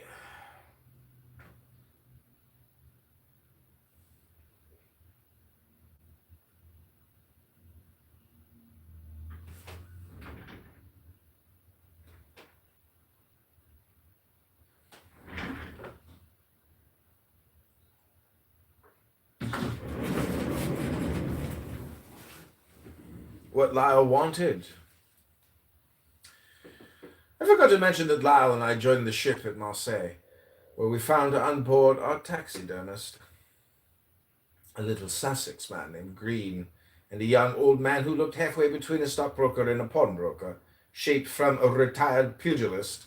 His name was Moses Thornley, and it was impossible to imagine what use he could be in our expedition, or what earthly considerations could tear such a man away from his evident preoccupations with property, ponies, and petticoats. I never met a man who looked so coarse and unscrupulous, yet many an ambassador might have envied him his reticence, many a captain of industry, his air of responsibility carried with ease and confidence. At Port Said Ali bin Daoud, a dragoman with a little staff of assistants to look after our cooking, transport and service generally, met us at our hotel, for at Port Said we had to change into a coaster. We suffered no more than the usual Oriental delays, the usual losses and breakages by theft or carelessness, the usual half-hearted threats of mutiny and palpably faked stories of family distress, with which one or the other of the native servants worried us when we wanted a night out beyond his means. The Red Sea was as stagnant and close as the canal itself. The ship was black with flies. At every wretched pretense at a port, we shipped new passengers, each time wilder and dirtier, jostling more excitedly and shouting more ferociously, finally losing themselves more suddenly in the crepitating mob of their fellow travellers. We had so hurried. I was not that the bulk of my preparation for my bacteriology had to be done on the ship, so that I hardly saw Lyle, except at meals, when he never spoke except to pass the butter. Any spare time I put in wondering why so imperturbable a man should have started on so pointless a journey in such desperate haste. I'm fairly imaginative, many thanks to my lonely years in China, and I furnished myself with many a balloonful of explanations. But there was a leak in all of them, and that leak answered to the name of Moses. That ineffably tailored sphinx behaved like a polite stranger. He shook hands with Lyle at Marseille, compared physiological notes, and exchanged meteorological observations.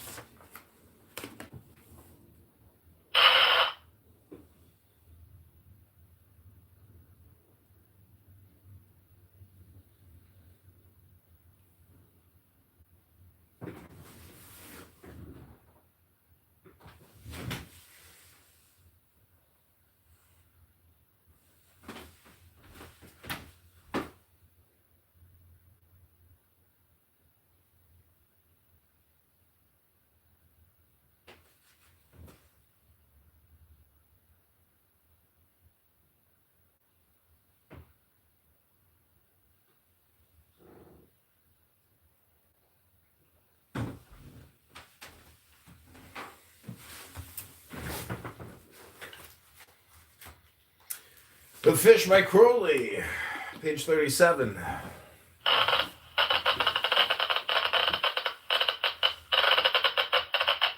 I doubt if they spoke again till our first dinner in camp, when for the first time we all four dined together. Moses had dined at the purser's table and made an old friend of him in 5 minutes. We had been with the captain. Moses had lured 3 Anglo Indians from bridge to solo whist, and whenever they were not eating they were playing. Even at the dinner party in camp, the Hebrew retained his aloofness in a way that would have done honor to Brahman, and my wonder grew on me like a boil. I thought, too, that Lyle owed me some explanation of our plans, but I was not the man to ask him. However, on the 4th night he trotted in at sunset with a baby gazelle on his shoulder. He had gone out strolling alone for an hour, this invertebrate habit, ready for anything like the gun in the advertisement, from a snipe to a tiger. He got almost physically drunk on that gazelle, and when I remarked how good it was, he almost chanted, "I am back in Africa once more." It sounded like a school song, and 15 of his 50 years had gone from his face at the thought. It reminded me of the sea unwrinkling itself after a storm. His dull grey, cloudy eyes cleared, flashed, and laughed. The same image served. The incident seemed to break down his taciturnity. For the first time in my experience, he told a story at the table. It was a story of his early days, how he was chased by a gazelle. He had lost his rifle beyond recovery, and a wounded lion was looking for him everywhere, and it was getting dark, and he started back to camp. When he heard feet in pursuit, he ran like the wind and emerged from the jungle to his camp in the clearing. 20 yards behind him came a gazelle, who had possibly been equally lion, and possibly thought the flying man was its mother. It did not stop here. After our coffee, he suggested that we smoke our pipes in the moonlight.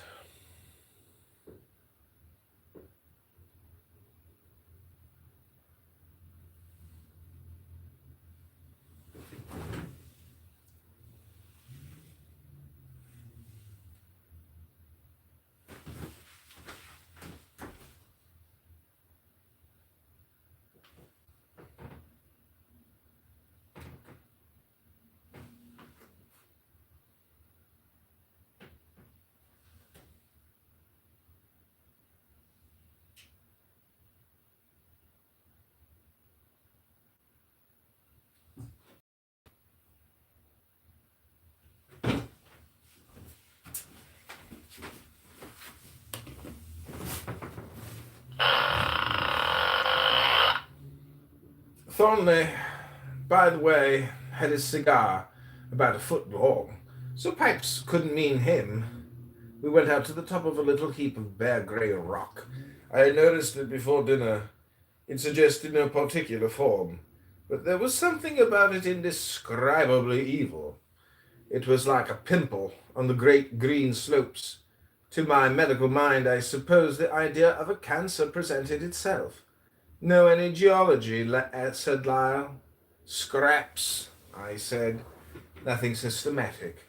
I can tell chalk from old red sandstone and granite from schist, but not much more. I'm putting my foot on this rock symbolically," said Lyle. It was once a splinter, tall, sharp, clean cut, A landmark for miles around, a finger thrust up from the earth, but its own inherent rottenness has crumbled it. As it has fallen, it has crushed the life and fertility out of the earth around it, and every shower of rain washes from it a poisonous salt. See what a wide brown circle of death it has made. We don't know how far its putrefaction may spread, killing the life and beauty of the earth, and not even taking thereby any advantage to itself. He made a sort of snarling noise as he stopped short. Then he put his hands on my shoulder. Harrington, he spoke very seriously, I liked you from the first. I liked your quiet ways, your contempt for a humbug, your sense of humor. You have a brain and a heart hidden away somewhere. Environment has buried them pretty deep. God help you, but Africa may cure you. I think I've given you the chance of your life. You're on the trail of a new disease. Your query is abominable and terrible. That means fame and fortune if you can turn its tide. That's why you came out. But why did I come? And who is our inscrutable Moses? You've been dying to talk, and you've had sense enough to keep your mouth shut. But I can tell you now I'm not a doctor, but I know more medicine than you think, perhaps, especially about the brain and nerves. I've studied every kind of poison. I needn't tell you that a new disease may count its dead by millions before you can organize any adequate defense. Think what the silly little bug of influenza did, and still is doing in the teeth of science. It might at any moment develop a more virulent form and run up another century or so before we got its wicket. The day after I heard that story at the club, I went round to Masters, the pathologist, and he sent for Bouton, the bacteriologist at St. Michael's, and our best diagnostician, Bartlett. We talked for over 6 hours, and then we cabled Johns Hopkins, as well as Rome, Paris, Vienna, and Berlin. A fortnight later, we sat in conference, some 20 of us. The danger about this bug is that it doesn't kill these heart lepers, as we may as well continue to call them, till someone rummages in Lyle and Scott for a longer and sillier name. The people have lived and bred for close on 2,000 years. Apparently it isn't infectious or contagious, except indirectly, by a man who indulges in a rotten fish, inducing another to poison himself. But the world's waking up now. Suppose these trusts that run the fisheries, with their own government and God knows with what obscure international influences behind them, should start to make a market in civilization.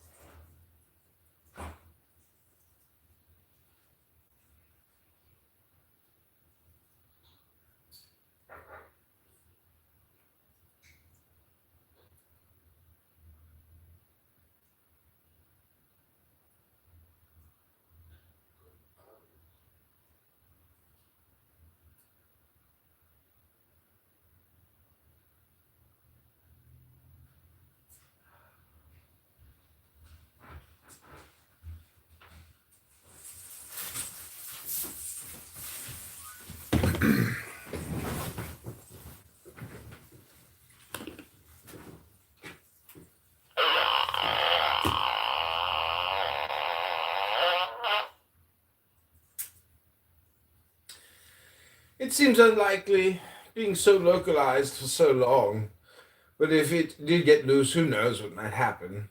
Once in another climate, it might become infectious, even epidemic. The whole fabric of civilization might be swept away in a decade. Art, literature, science, philosophy, nay, manhood and sanity themselves might be flung pell-mell into one huge plague pit of the earth. Well, to my story, we resolved to send a medical commission. We needed funds. We put the case before our government. None of them understood what we were talking about.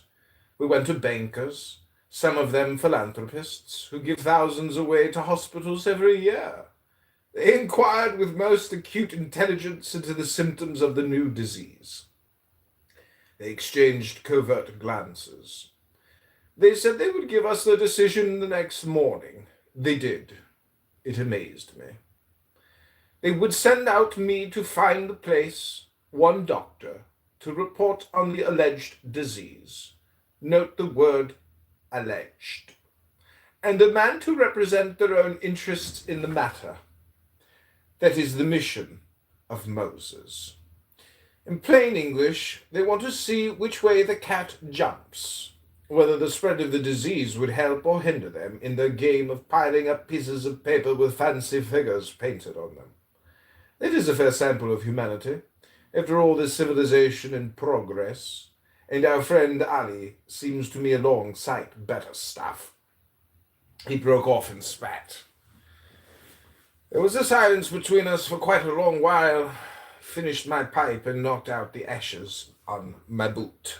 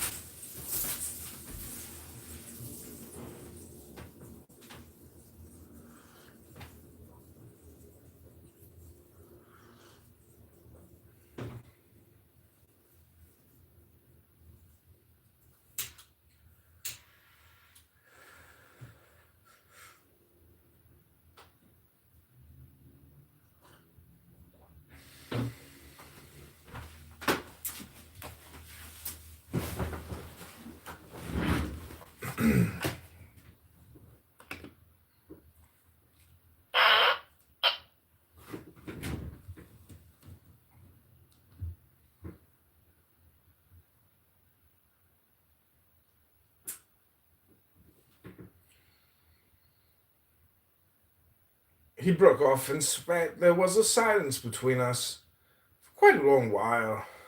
I finished my pipe and knocked out the ashes on my boot. Lyle, I said slowly, I don't yet see why you should want to go, if that's the story. The cat's out of the bag, he replied. They would have sent Moses with someone else. I must match my wits against his. He's good as solo whist. I watched him, but I once beat Blackburn and I twice beat Pillsbury at chess. This is going to be chess. I'll cure these lepers, or make sure of their continued segregation, and I'll go for the cause, and wipe this rotten fish from the pools of the earth. We can only live in stagnant water, so they say. It's amazing that civilization has never yet secured a specimen. We'll find one, I nodded. There's another thing, said he. The more violent the toxin, the stronger the antitoxin generated in its midst. You know that. I'm just hoping that there may be some born in this bottomless pit of theirs who have refused to taste their fish, or happen to be immune to its poison. Such children might react against the environment with tremendous force, and be as much above the average human being as the others are beneath it. We ought to rescue those. Oh, there are wonderful possibilities. Let's get back to camp.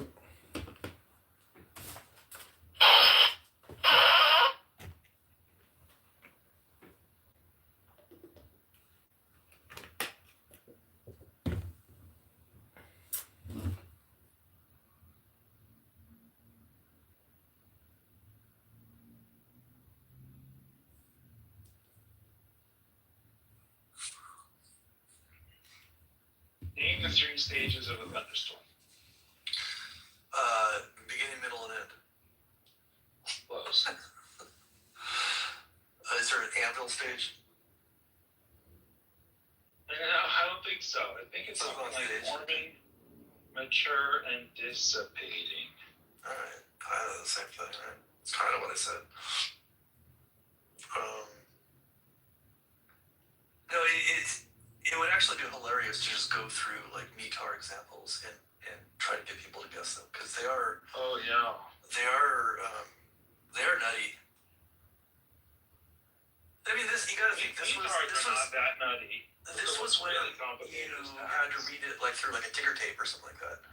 Remember those machines? But you still have to be able to do this. I mean, you can. It's open book, so if you know where to look things up, you can look them up. But the problem is that FICON, as a note, by the way, is not listed in the FAR. So it's not even well. But that's probably why they use that one as an example.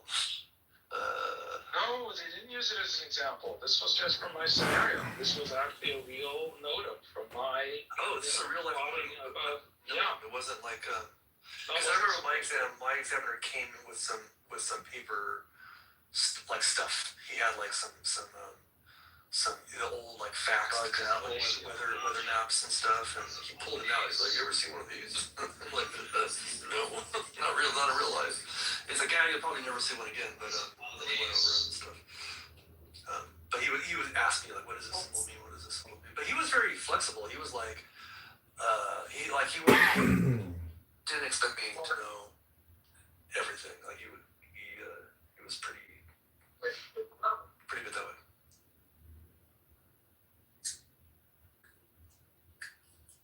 I felt like my exam was almost like a lesson. Like it was a very kind of a learning experience in a way. Mine was as well. Yeah. I mean, he was failing me, but he continued to educate me, like beyond the failure. He took some time and kind of gave me a class where he really did. Even though I backed pretty early. I did really well in the oral.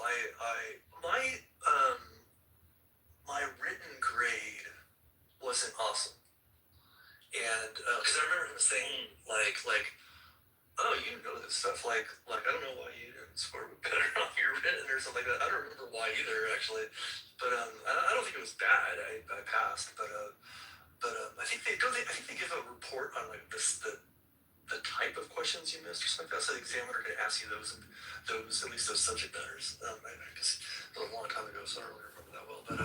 But I remember him commenting like, "Oh, you know this stuff." And at the time, I did. But, yeah, if I look at this stuff, I mean, I can look at it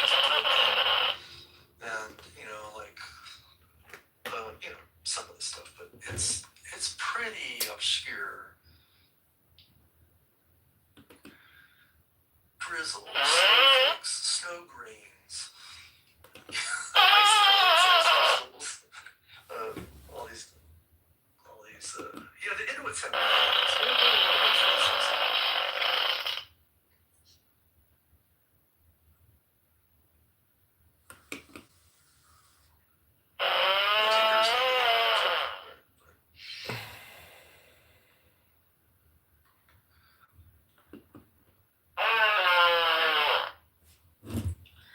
I think the only non-Jew down there, including all of the non-Jews, is Kevin.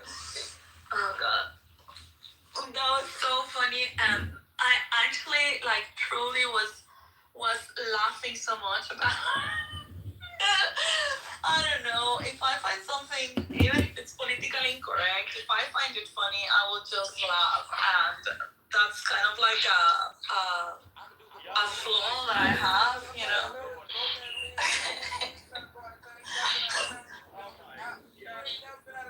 Welcome back, Roya John. Yes, Roya Yun.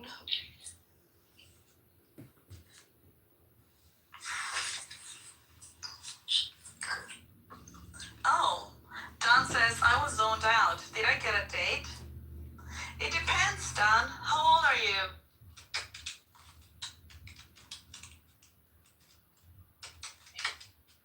won't say. Is he in Germany? Sorry, you were talking to me? Yeah, I'm not gonna lie, but Miraz is kind of like my father. Oh, thanks. Who looks like your Which father? is funny to me because my father definitely wasn't Persian. Well, maybe he actually was. Nope, my father was fully a German Jew.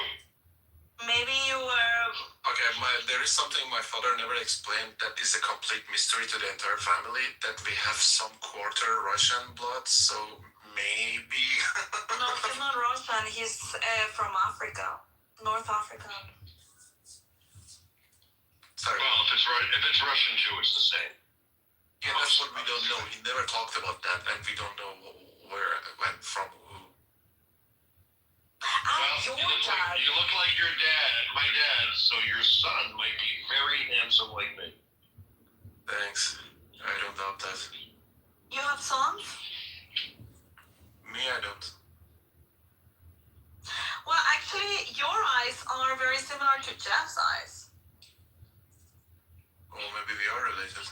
Is Jeff Could be. his son? Maybe No, it's your lost son. I would most likely be the father in this situation.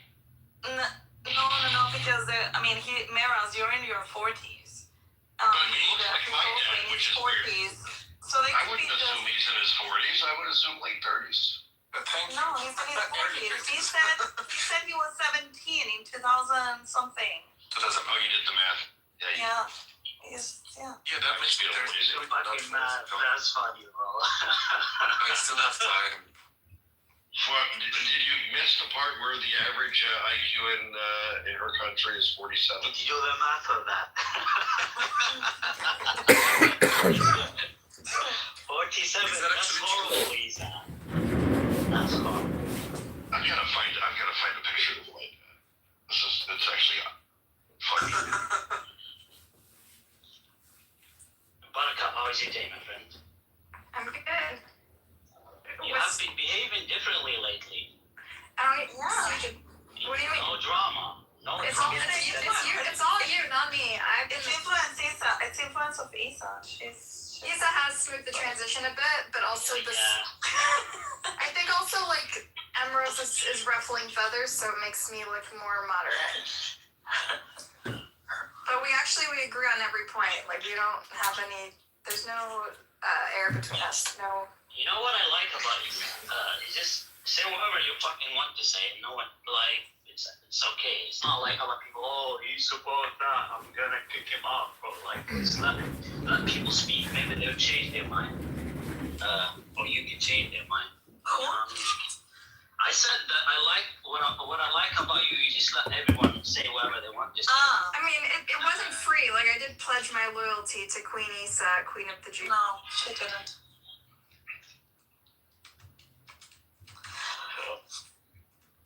I mean, not everyone, because there are people that get kicked. But I think it's more interesting to have conversations, with them and try to kind of like expose their stupidity. I love doing that. Daniel loves that too. I mean, there's people that comes with hate.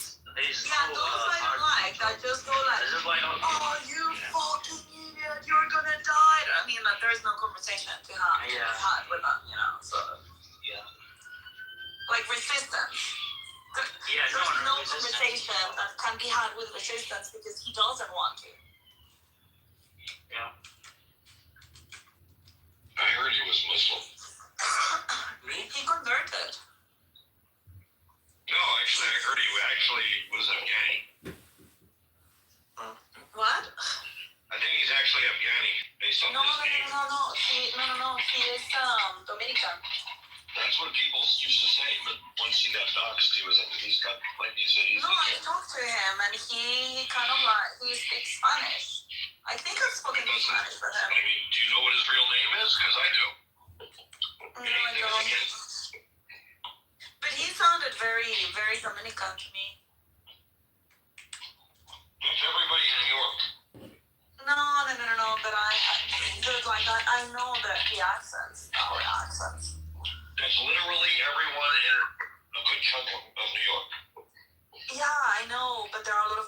Bronx, New York.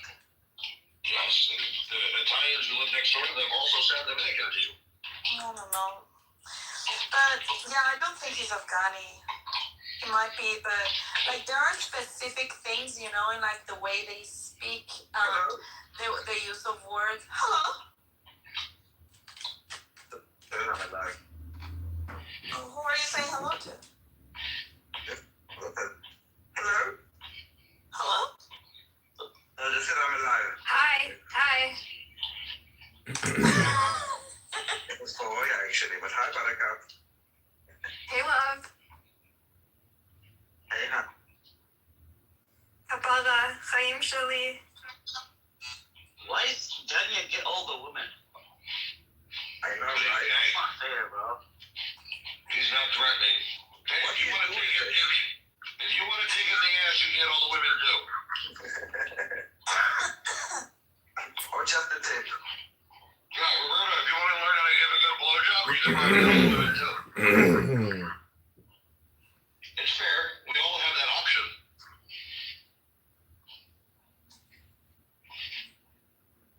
Daniel, I'm going to leave that for you, though.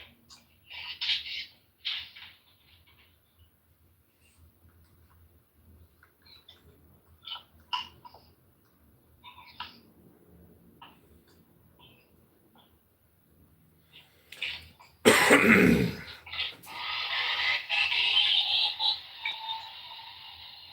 I cleaned my Nespresso today. You scaled it twice. My next espresso should be extra delicious.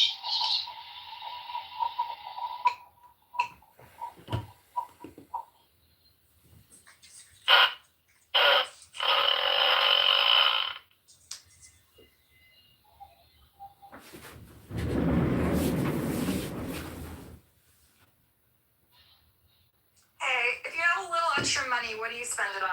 Go. I donated it to Donate it to the IDF. Of course. Donate it to the IDF. Wow. Have you ever really donated to the IDF? I always think that's so funny when people donate to the IDF. Like, they need us to knit their... Checks to the IDF. Checks to the IDF. Virgin in a minute. That shit into 1 minute. I'm giving it. I'm literally telling you. Get the fuck out this app. Fuck they schools. Fuck they jobs. All that. What?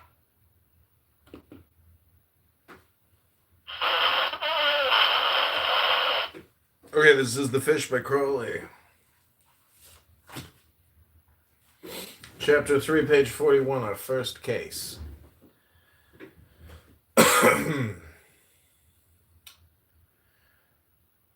The Ark is a wretched, struggling village. A kind of outpost leading to nowhere in particular. 20 miles away to the west, across an interminable sea of pebbles and scrubs, rose a range of hills, yellow and red, with a dilapidated air. It reminded one of a gigantic street in process of demolition. No one had ever crossed them, or ever wanted to. The natives seemed to regard them a welcome addition to the scenery, on the ground that no robbers were likely to come from that direction. At any rate, they greeted our caravan apathetically, showed no alarm, no curiosity. They did not seem to want to sell us anything. They instinctively classed us with the masterless stray dogs that slunk about the streets, lean, scabby, savage, and cowardly. They strolled through the village. There seemed to be nothing to eat. Their irrigation was haphazard, and their agriculture at the minimum compatible with living at all. They seemed utterly callous and hopeless, and in many of them I noticed serious symptoms of malnutrition. There was one boy in particular to whom I stopped to talk. He might have been 18 or 28, and he shrank at my approach in a very cautious, curious way. He was afraid, but not of me. It was more like stage fright. I offered a stick of chocolate. His eyes gleamed and every muscle twitched up with desire, but somehow he did not seem to be able to make up his mind to take it. In the end, he refused it. I went away toward camp feeling curiously irritated at the incident. After I had gone some 50 yards, I happened to turn around and found him shambling after me in an unusually furtive way. He caught my eye and slunk into a doorway. Just at the end of the village, it turned again and again. He had followed me. At this moment, my attention was altogether distracted by a spectacle, altogether out of keeping with the forlorn appearance of the village. It was a group, no, a little procession. They were all fat, jolly, dressed in bright colours, and with a headdress not unlike a mitre. The leader was a sort of one-man band, playing at the same time tom-tom, a pair of cymbals and a kind of primitive horn. A lot of clashing tin discs were hung about his person, thus slightly increasing the discord. Behind him marched a tall man with the mask of a sheep over his face, and the tip of a wolf's tail dangling between his legs. He carried a gilt pole with a white banner on which the word for fish in the local dialect was inscribed. Behind him again was a woman, very alluringly dressed, and from a strap on her neck was a large tray containing a sort of mayonnaise with all sorts of brightly coloured garnishes.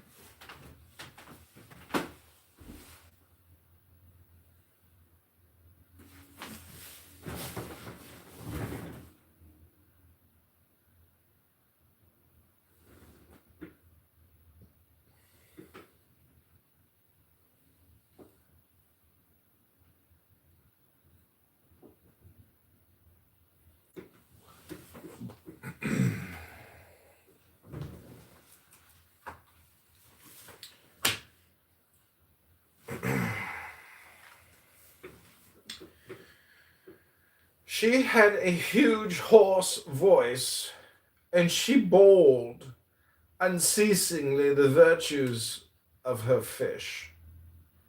If you were hungry, or thirsty, or tired, or sad, A portion of fish would put it right. Fish was food for the brain.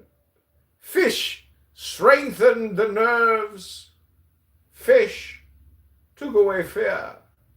Fish was used by all the leading people of society. Look what fish feeding has done for us. She bawled with particular emphasis that the fish was absolutely free to anyone who would accept it.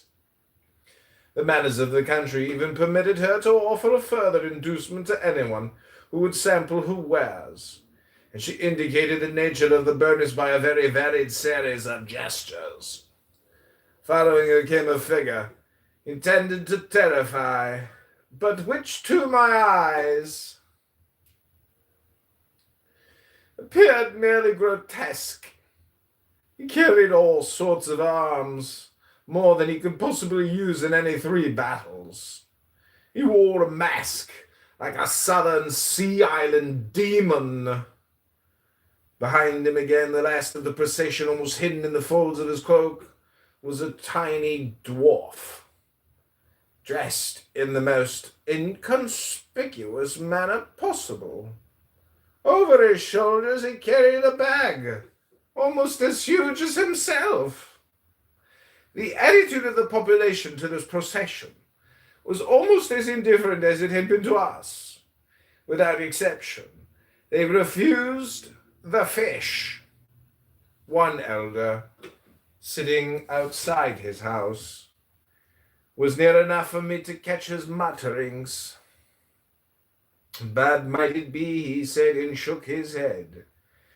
The terrible accoutrements of the Taurus man were apparently only for show. He raved and gesticulated, but nobody seemed particularly frightened of him, and he never proceeded to actual assault. All this time, my boy had been slinking up very stealthily. He was now not 20 yards away.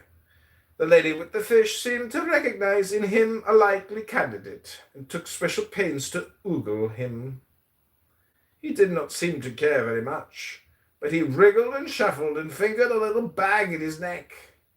The procession stopped to watch the duel. His nervousness increased, and so did her assurance. She lifted her plate right under his nose. At last he wearily drew his hand across his trembling brow, and then dipped it in the dish.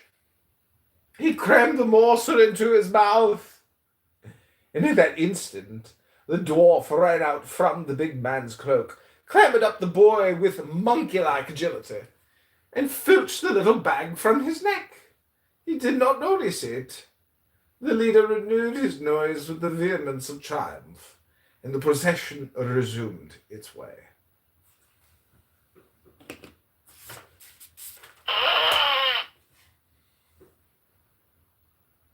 Was who I was in my past life.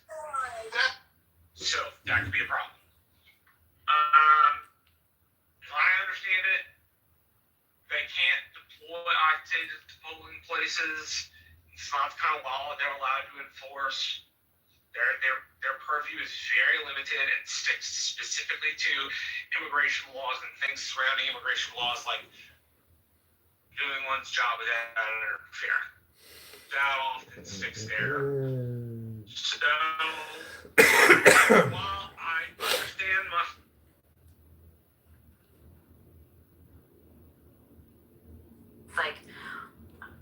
I don't know, man. I don't really get it. You know, like all the ways that you would speak in Farsi, they speak in English with a slight Persian accent. Yeah, I know. It's from the parents, and it's also from the fact that the entire community lives there. I mean, it's the highest population of Persians/Persian Jews in the world. So, I mean, of course, you can get around. Oh, not you. I was responding in the chat. That's why you can get away with not learning English for a really long time. You know? It's totally different from Persians anywhere in the United States, honestly. You know what I'm saying, Ravi? It's crazy that they have that Persian accent when they speak. Be to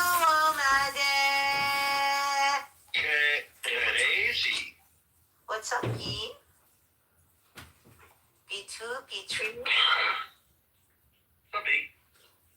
What's going on? Living the dream. Are you a Jew? I'm joking.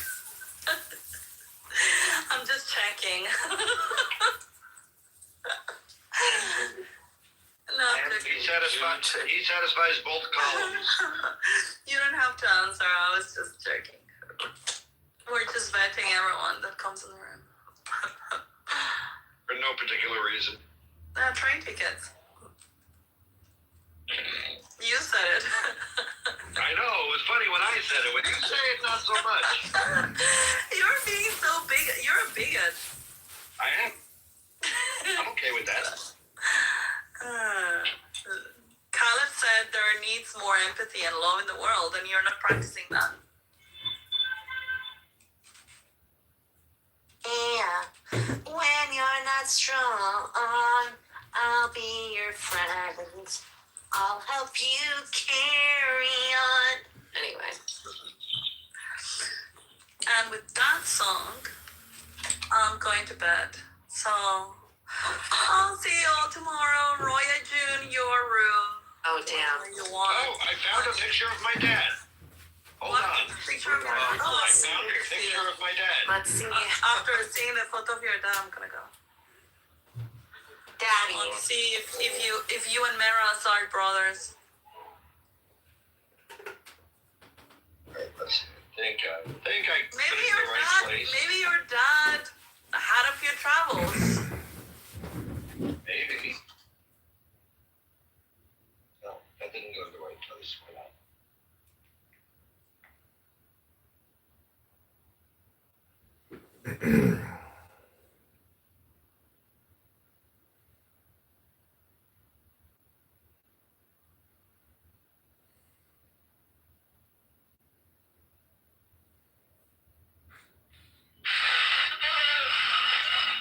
Okay, this is the Fish McCrowley.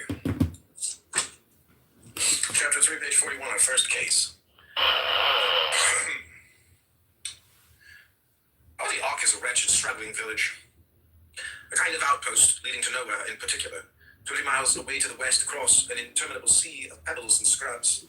Rose a range of hills, yellow and red, with a dilapidated air. It reminded one of a gigantic street in process of demolition. No one had ever crossed them, or ever wanted to. The natives seemed to regard them a welcome addition to the scenery, and the ground that no robbers were likely to come from their direction. At any rate, they greeted our caravan apathetically, showed no alarm, no curiosity. They did not seem to want to sell us anything. They instinctively classed us with the masterless stray dogs that slunk about the streets, lean, scabby, savage, cowardly. I strolled through the village. There seemed to be nothing to eat. The irrigation was haphazard, and the agriculture at the minimum compatible with living at all. They seemed utterly callous and hopeless, and in many of them I noticed serious symptoms of malnutrition. There was one boy in particular to whom I stopped to talk. He might have been 18 or 28, and he shrank at my approach in a very cautious, curious way. He was afraid, but not of me. It was more like stage fright. I offered a stick of chocolate. His eyes gleamed and every muscle twitched up with desire. But somehow he did not seem to be able to make up his mind to take it. In the end, he refused it. I went away toward camp feeling curiously irritated at the incident. After I had gone some 50 yards, I happened to turn around and found him shambling after me in an unusually furtive way. He caught my eye and slunk into a doorway. Just at the end of the village, I turned again and again. He had followed me. At this moment, my attention was altogether distracted by a spectacle. Altogether out of keeping with the forlorn appearance of the village. It was a group, no, a little procession. They were all fat, jolly, dressed in bright colours, and with a headdress not unlike a mitre. The leader was a sort of one-man band, playing at the same time tom-tom, various cymbals in a kind of primitive form. A lot of clashing tin discs were hung about his person, thus slightly increasing the discord. Behind him marched a tall man with the mask of a sheep over his face, the tip of a wolf's tail dangling between his legs. He carried a black banner on which the word for fish in the local dialect was inscribed. Behind him again was a woman, very alluringly dressed, and from a strap on her neck was a large tray containing a sort of mayonnaise with all sorts of brightly coloured garnishes.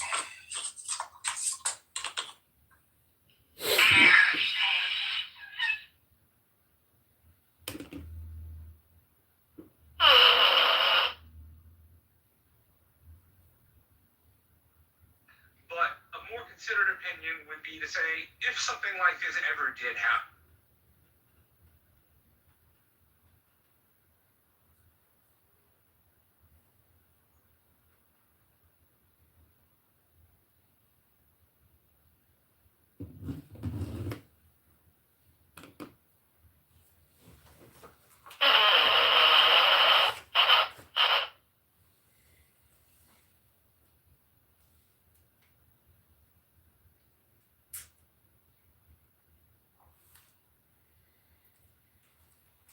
I got the shock of my life. The thing that happened next was incredible. My boy, his face smeared with the grease, staggered up to me and sputtered through his mouth of half-chewed fish. "Begone!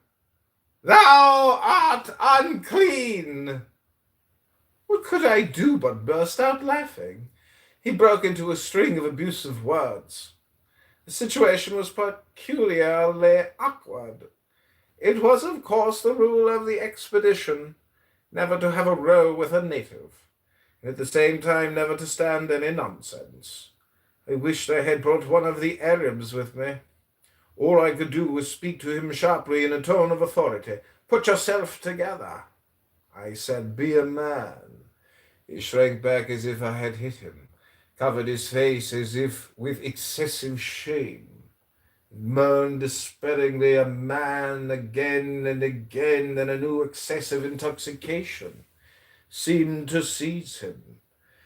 He gave a muffled howl of delight, dropped on all fours. In his mouth he caught the deep dust of the road like a terrier playing with a bone, and the ensemble of the picture was not attractive to my personal taste. Frankly, I must admit that the suddenness of these incidents completely startled my self-command. I had not even offered to inspect the fish, which I had come so far to study, and I had utterly failed to associate the boy's conduct with his acceptance of the mayonnaise.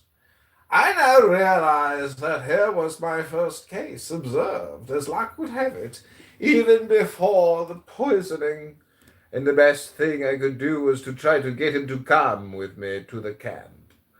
When I pondered, he groveled, still gloating with ecstasy, still reviling his neighbors. We discovered later that he had no family, thus no one was responsible for him. But I heard the old man say into his beard that he was young and would be better presently. The boy now began to revile me because I was not made as he was, or clothed as he was, or acting as he was. He waxed extraordinarily bitter over my erect position. I think that something in him prevented him from revealing the contempt he expressed, that he was in fact enraged at himself for not being perfectly drunk. He changed his note at intervals to praise of the fish, in the exuberance of his newborn enthusiasm really surpassed the more polished but more hackneyed phrases of the salesman. I tried to appeal to both sides of his insanity. I told him that the people of the village were quite unworthy of him, and would not heed him, but that in my camp there were plenty to do exactly as he said, but they had had no opportunity of hearing about the wonderful fish.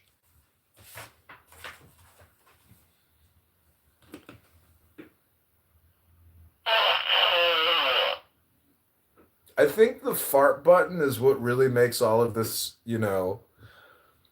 slapstick. Because you have to understand that this is like mockery. This is like reverse mockery, essentially. I'm mocking the mockery about mockery. But there's a lot of just ridiculous. It's just such a ridiculous book. It's very funny. Especially about the epidemics or the pandemics.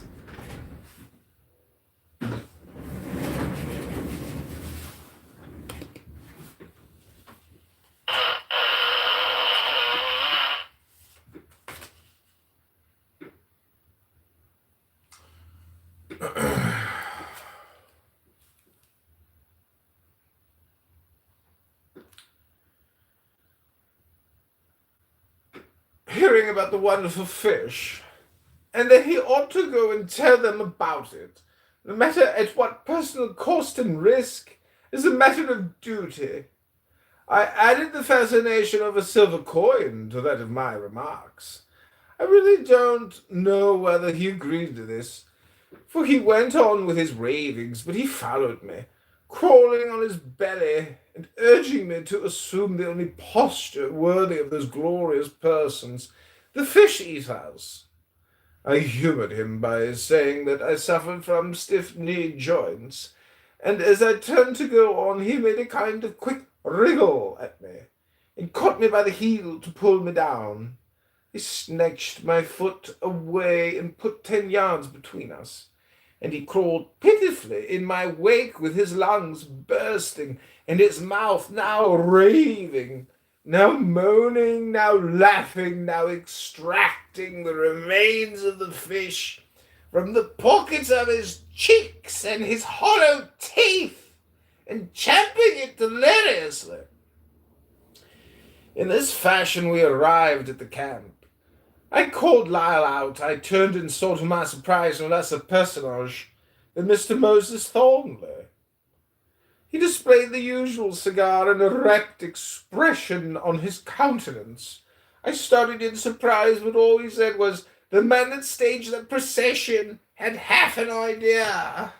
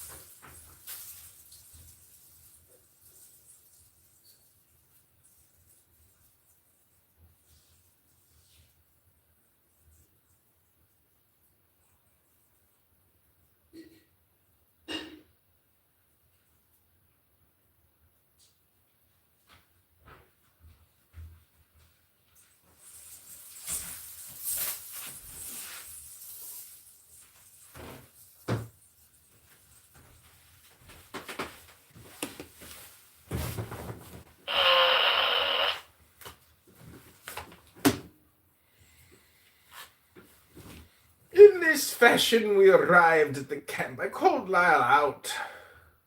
It turned and saw to my surprise no less a personage than Mr. Moses Thornley.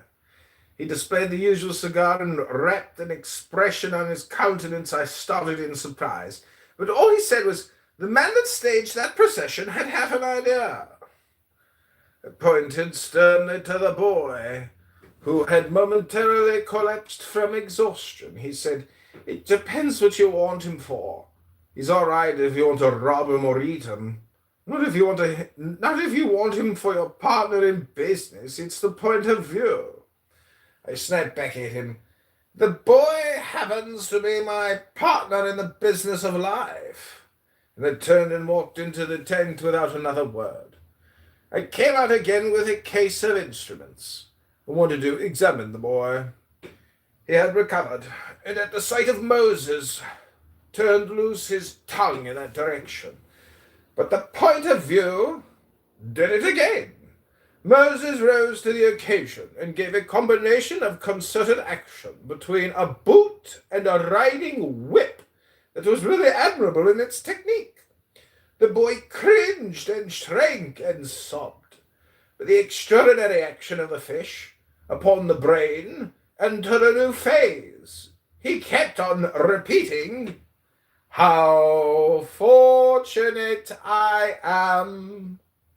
How favored! How superior!"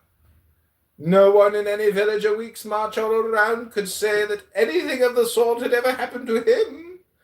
If you make the experiment of determining beforehand that you will use a form of inappropriate words in conjunction with almost any given gesture. You may be surprised at the difficulty of doing it. There was something unspeakably awful in the contradiction between the boy's words and his action. It suggested something so hideously wrong with the automatic machinery that underlies our limited conscious controls.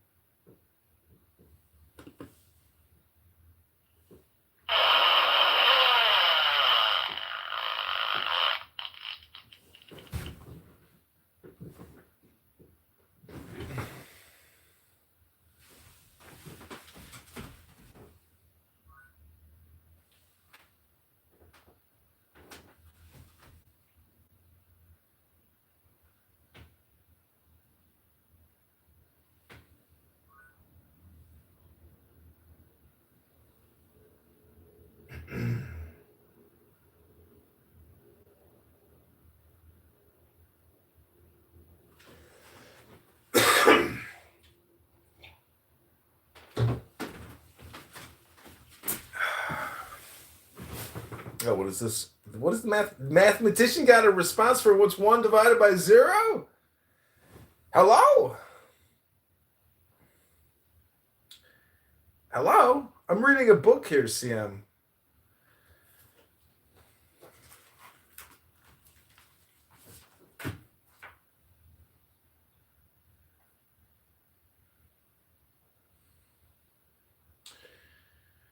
Meanwhile, Lyle had rushed forward and thrust back the angry Jew. "Don't you know, you fool," he shouted, "that it's a blood insult? That boy will have your life, or all our lives. If he doesn't, his family will, or his village will." "He doesn't look very revengeful," sneered Moses. "These chaps have the spirit of wild horses." "Bah!" said the other, with a mocking grin. "I know more in a week of using my eyes than you've learned in all your years of travel." But Lyle had turned aside and was ruminating. "How the devil can we pacify him without insulting him?" he muttered. He started as the boy moved and writhed towards his tormentor. "Look out! He's got a knife!" roared Lyle. But Thornley stood like a rock.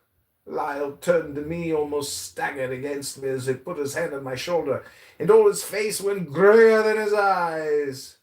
I had myself been better prepared for what shocked Lyle. The boy was fumbling his hands at Moses' knee. He timidly touched the whip and put it to his lips. And in a gush of excitement, he caught at the man's free hand and kissed it rapturously, while the tears streamed from his eyes. Thornley drew his hand away slowly, and then turned it palm upwards. The lad fell into an agony of distress, and beat his head repeatedly into the dust. When he glanced up at last, he saw the forefinger of that hand steadily pointed at the ground. His eyes followed it in a rapture of glee. He picked up the little silver coin that I had given him and pressed it into the palm of the Jew. Moses slapped it into his pocket, and with a kick in the chest, sent the lad over backwards. Lyle had mastered himself. His face was grim and deadly. Moses did not even look at him. "Excuse me, gentlemen," he purred. "I should like to write up my diary." "So that's what we're up against," said Lyle half to himself. I was bending over the boy, who no longer repulsed me. He had gone off into a dead sleep, but I heard the muttered phrase, "One swallow doesn't make a summer," I retorted.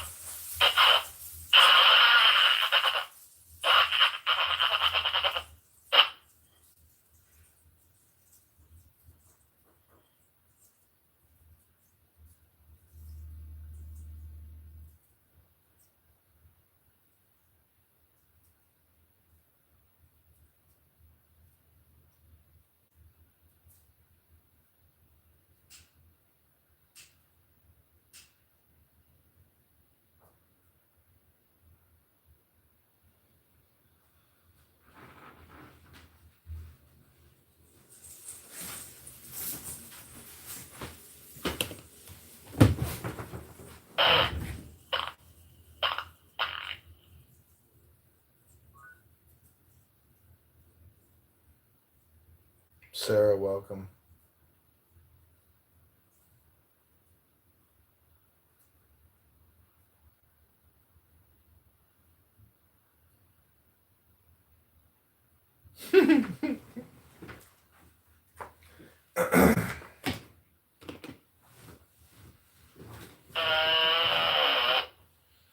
One swallow doesn't make a summer, I retorted.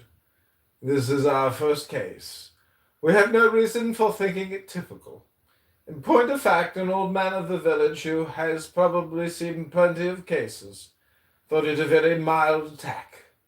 When we've lived for a month in the bottomless pit, if we live, interrupted our leader. If, I echoed, if we do, I think we should be able to say we have seen something. I don't like it. The words came through my pursed lips. He swerved sharply as I spoke. No, I'm not afraid. I flashed back to his quick glance, but I'm damned if I like it.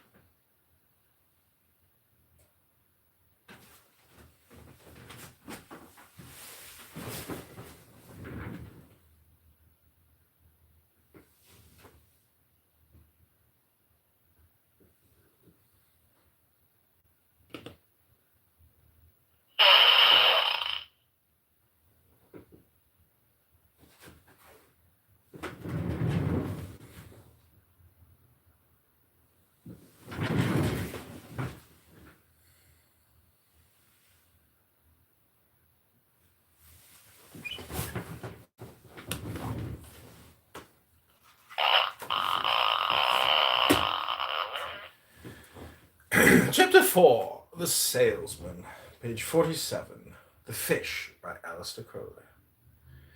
At dinner that evening, Lai was even more taciturn than his wont. He smoked his pipe of strong black shag between courses, as the Russian smokes his cigarettes. Thornley had excused himself from dinner, and would not even have refreshments sent into his tent.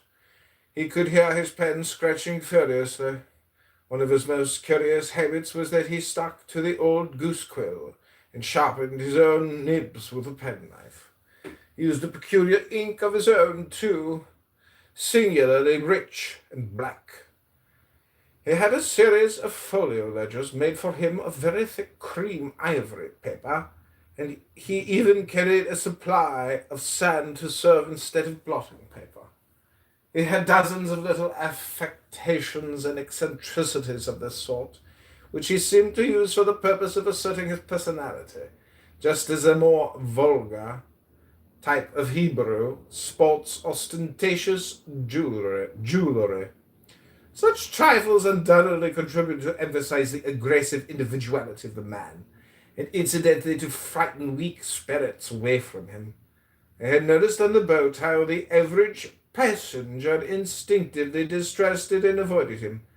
Yet there was not one of these stigmata which was intrinsically offensive or even obtrusive. I thought I detected that his galloping quill was morally vivisecting Lyle.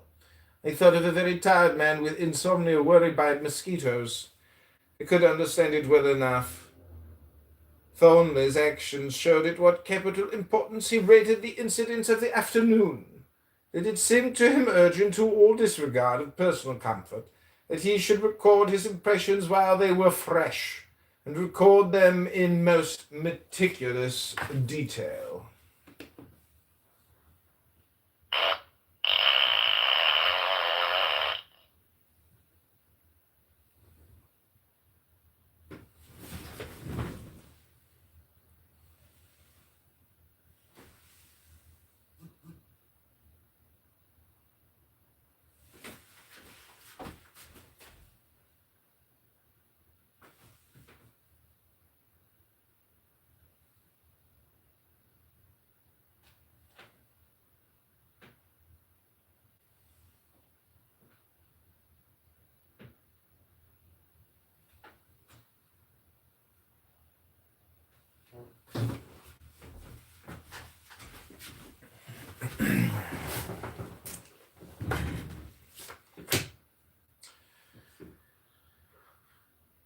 Lyle, on the other hand, was evidently both shocked and puzzled.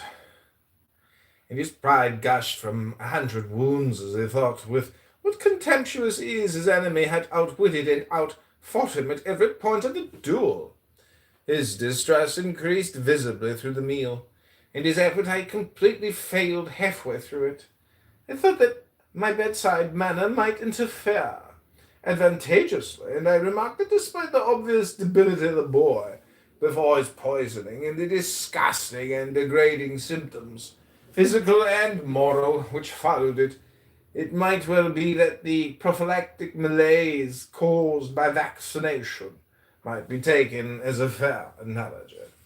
I pointed out that the salespeople were quite clearly in enjoyment of robust health, and carried on their business with vigor, efficiency, and enthusiasm, and that they were clearly on the best of terms with themselves and the rest of the world. Lyle replied by reminding me that these facts did not agree with his earlier information. I had hoped he would not have remembered that, and I pressed my argument for the illustration of a boy with his first cigar. He waved his hand impatiently and knocked out a burning plug from his pipe on the edge of an untasted plate of couscous.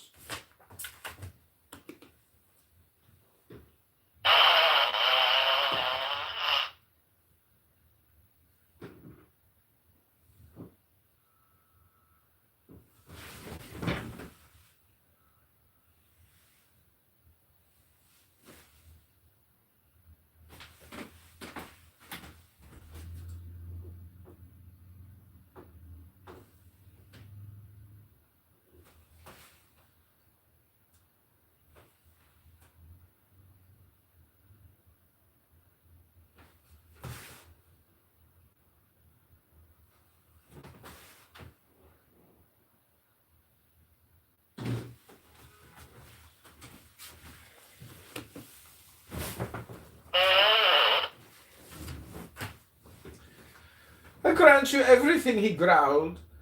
But friend Moses knows where he is, and friend Moses is perfectly happy.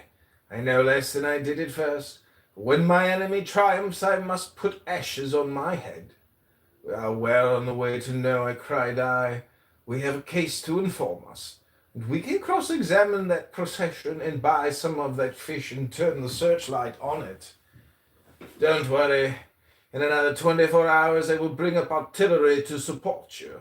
Moses, after all, has only bow and arrows. The explorer seemed to pluck up courage at this. Science always wins, he said. Knowledge is always power. But you know better than I what tempests savage the flame. When the flame is too weak, was my riposte. But history is in the witness box. The spark lurked somewhere in the darkest ages. Presently, the tongue of flame leapt forth in Florence, in Oxford, in Smithfield, in Geneva. Everywhere. The candles of Ridley and Latimer were never put out. The flame survived. The latter-day tempests have fanned it and spread it. The world is ablaze and the shadows have fled. I picked my clinical thermometer from my waistcoat pocket. Here is my witness. I said, we have learned to measure things.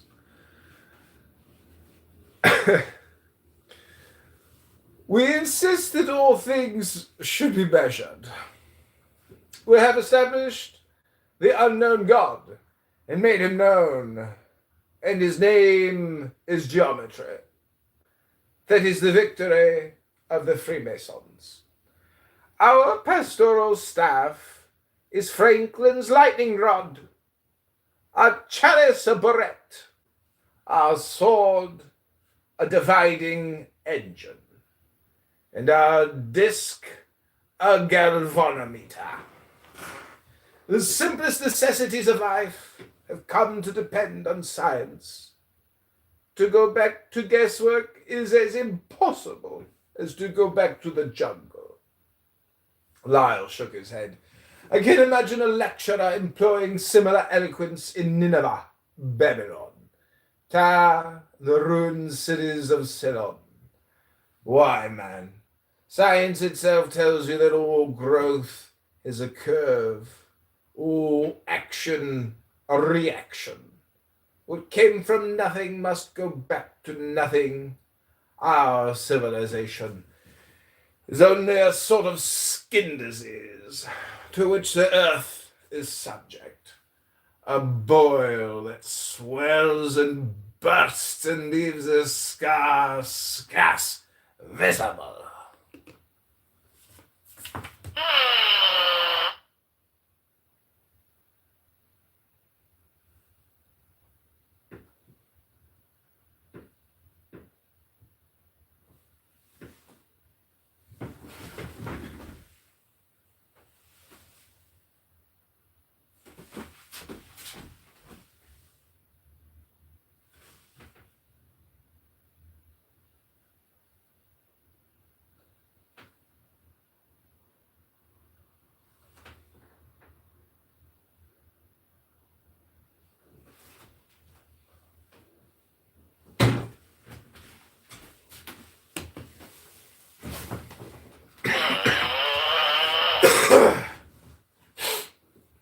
I sprang to my feet in irritation.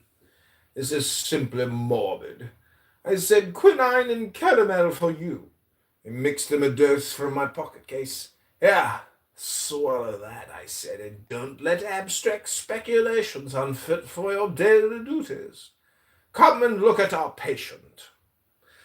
I put the boy on a camp bed in my sleeping tent, where he lay in a state almost resembling coma. The lighting of the lamp seemed to rouse him.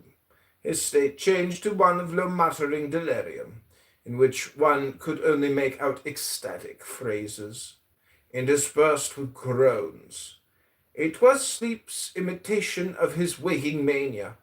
His temperature had dropped, and he had sweated profusely. His eyes were wide open, the pupils fully dilated. In fact, all his reflexes had relaxed. The breath was exceedingly foul, and the nostrils were running profusely.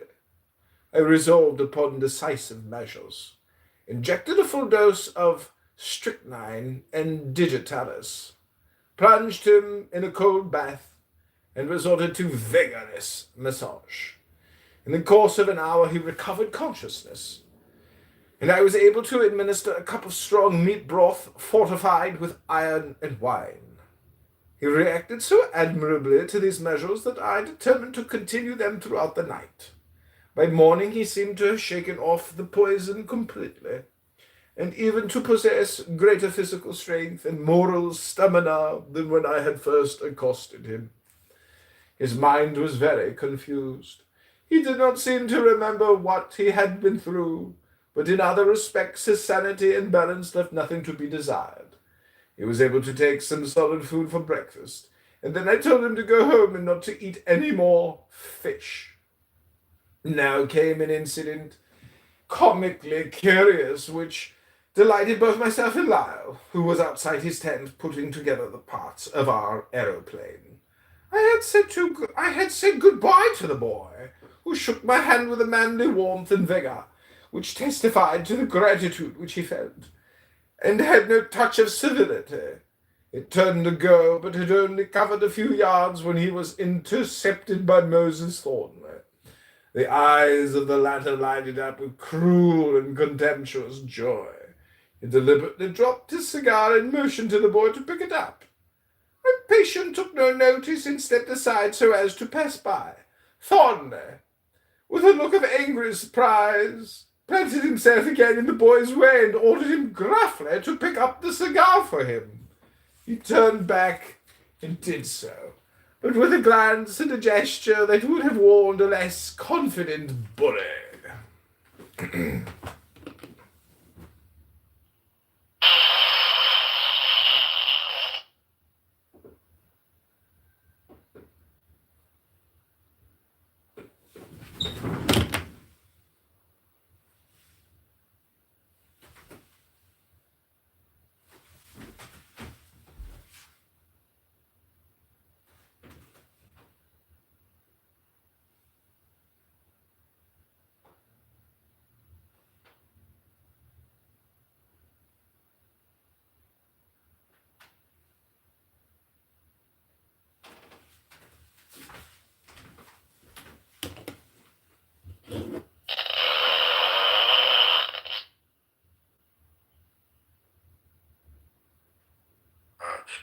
Element.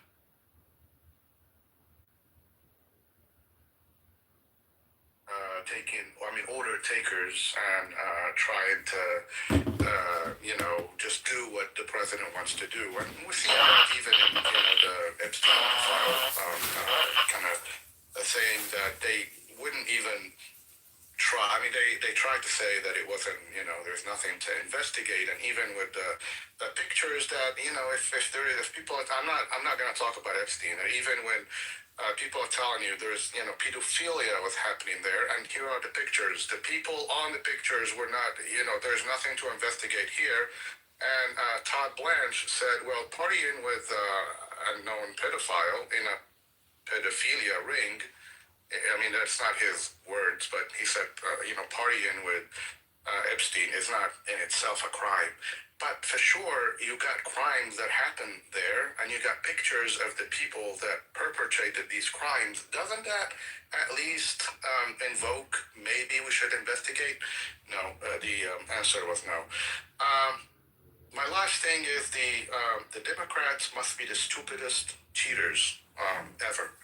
Because if they cheated in all the stuff that Trump is accusing the election, I mean, we wouldn't have a Republican president by now. We wouldn't have a Congress that's being ruled by the Republicans. I don't know why we cheated. We cheated, and we ended up in a position like this. I looked at an article by the Brookings Institute about election fraud, and the amount of time that they investigations showed fraud. In Florida, where I live, there were 9 cases of election fraud between 2020 and 2022. Most of them were committed by people who were confused, or if they had the right to vote. That's in 2 years. There are some numbers in there about Texas that had since 2005.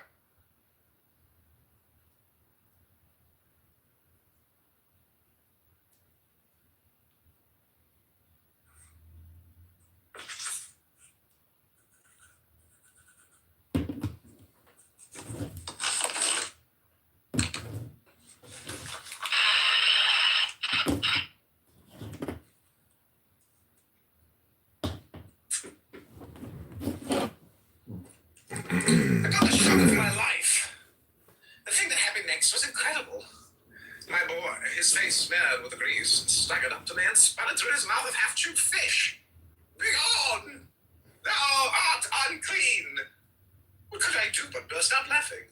He broke into a string of abusive words. The situation was peculiarly awkward. It was, of course, the rule of the expedition, never to have a row with a native.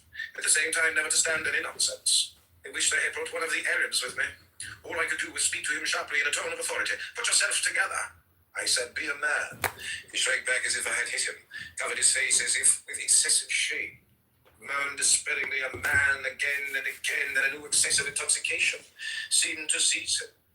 He gave a muffled howl of delight, dropped on all fours. In his mouth he caught the deep dust of the road like a terrier, playing with a bone, and the ensemble of the picture was not attractive to my personal taste. Frankly, I must admit that the suddenness of these incidents completely startled my self-command. I had not even offered to inspect the fish, which I had come so far to study, and I had utterly failed to associate the boy's conduct with his acceptance of the mayonnaise. I now realized that here was my first case observed, as luck would have it. Even with closing, the best thing I could do was to try to get him to come with me to the camp. When I pondered, he groveled, still gloating with ecstasy, still reviling his neighbors. We discovered later that he had no family, thus no one was responsible his beard, that he was young, and would be better presently. The boy now began to revive me because I was not made as he was.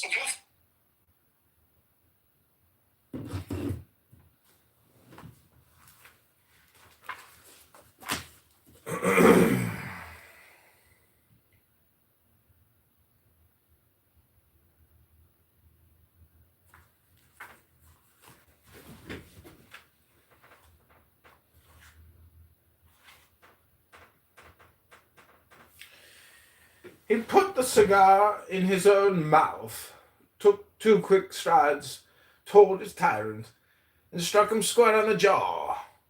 Thornley went down like a felled tree. The boy walked calmly over his body, and went off to the village with the springy step and high, held head of youth. The Jew picked himself up in a dazed fashion, but instead of pursuing his assailant, slunk cringingly into his tent.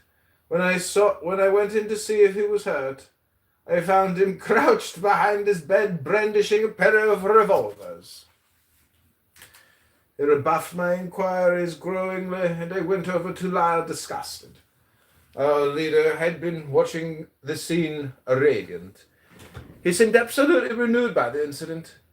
We exchanged a few sarcasms at the expense of the banker's agent, and Lyle replied emphatically that he had been sure that the boy's blood and race guaranteed his spirit, that the poison could not take hold on anyone that was not already cachectic from some deconstitutional taint. Leucocytes, he shouted, fresh air, sunlight. Obstinence. There lies our surety. I agreed with him heartily, but pointed out that the incident rather complicated a puzzle than otherwise. Just so, said he cheerfully, but you can't hope to put a puzzle together until you have got all the pieces, and up to that point, every new one makes it look more of a muddle. "Come up to the village," said I. "Let's try and locate the procession." But even as I said the words, the air was insulted by the distant pandemonium of the one-man band, and we could see the banner jerked up and down over the mud wall of the village. 3 minutes later, it was evident that the salesmen intended to canvass our expedition. On they came jauntily, swinging with lusty strides, their grotesque braveries gory in the raw sunlight against the dusty orange ochre of the horizon. We heard Ali shouting vehement orders to his Arab staff, who ran up with their rifles slung from their shoulders, cracking their rhinoceros-hide whips. The two biggest seized the head man, who was also the contractor, and our gang of carriers, and told him that he should pay with his skin for any breach of discipline among his men. He took this Gentile hint as seriously as it was given.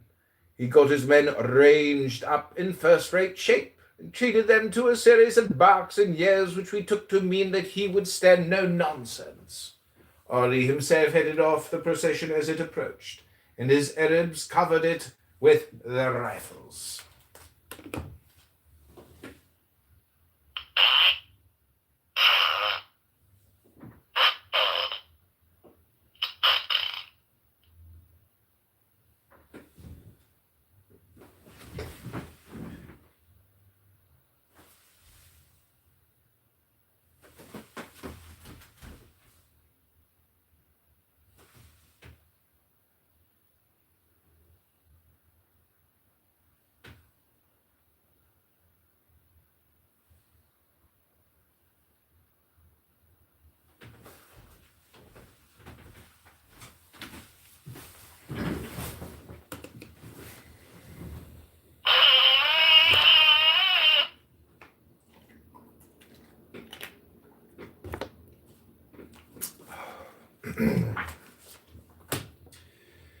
The salesman wheeled, then Lyle and I ran up and told Ali that we wished to talk with them.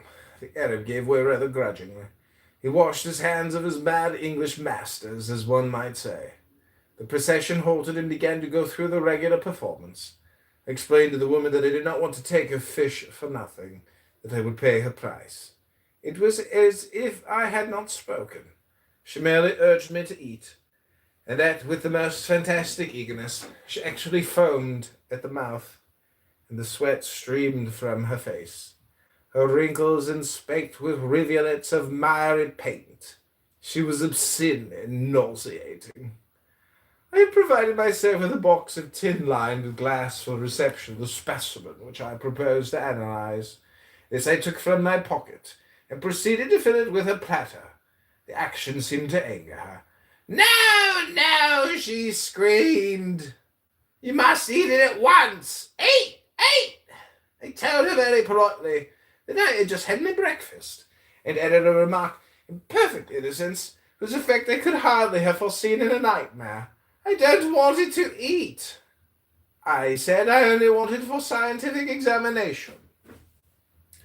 The hag went into convulsions, uttering the most fearful screams. And on the instant the dwarf ran out from under the cloak and addressed his companions in sharp, short tones of command. The malice and fierceness utterly inhuman, and evidently pushed to a pitch of what seemed to me almost insane intensity by some inexplicable but most soul-staggering fear. His manner left no doubt that he was the real leader of the gang, that the others were merely his hirelings. Never in any freak museum have I seen so ghastly a deformity. One asked oneself how nature could have come to a mood of such perverted madness as to dream so grievous an abortion. He was about 4 feet high, his arms so long as nearly to touch the ground. They seemed immensely strong, and the hands were enormous. I never saw bigger or as big on the heftiest lumberman. The nails were strong and sharp, almost like the claws of a hyena or of some carrion bird, and the fingers were gnarled and knotted like an old sailor's. The thumb was extremely short, crooked, and appeared to be of only one phalange. Splayed feet with practically no instep terminated short, thick legs, whose bones were curiously twisted. So broad were the hips, and so narrow the shoulders, that the body was shaped like a fig. The paunch was immense and distended. The spine was curved almost to the arc of a circle, and the head was set on the shoulders or rather between them with no visible neck.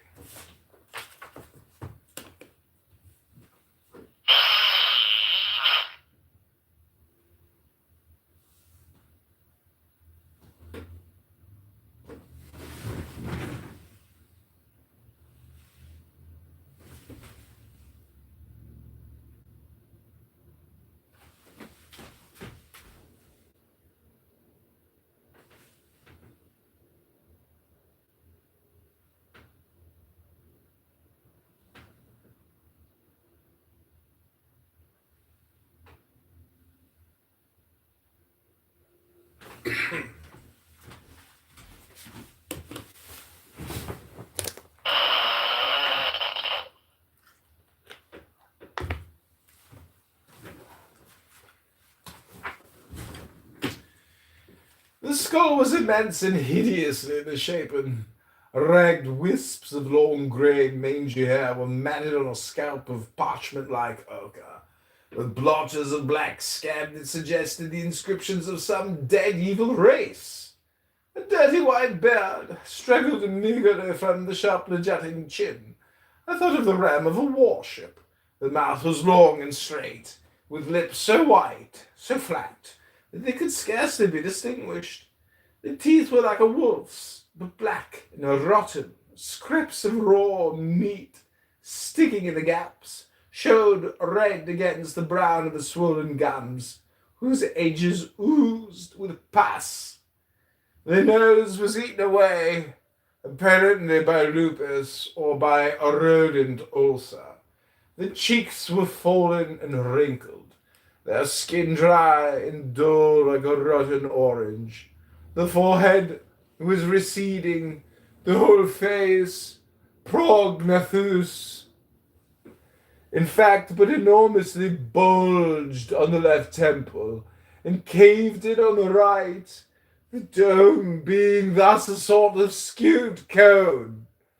The eyelids were raw red, the eyes were black. They were covered with a film, a whitish, yellowish membrane. Greed, cunning, malice seemed to incarnate in the expression. I was able to observe him, or more accurately, it with great exactness. For in his furious scurry, his black hooded cloak had fallen off, and he pranced naked in the sunshine. Naked, except that about his trunk, beneath his arms, a broad iron ring was welded into this by a short, heavy chain, was riveted the steel box in which he stored his gains.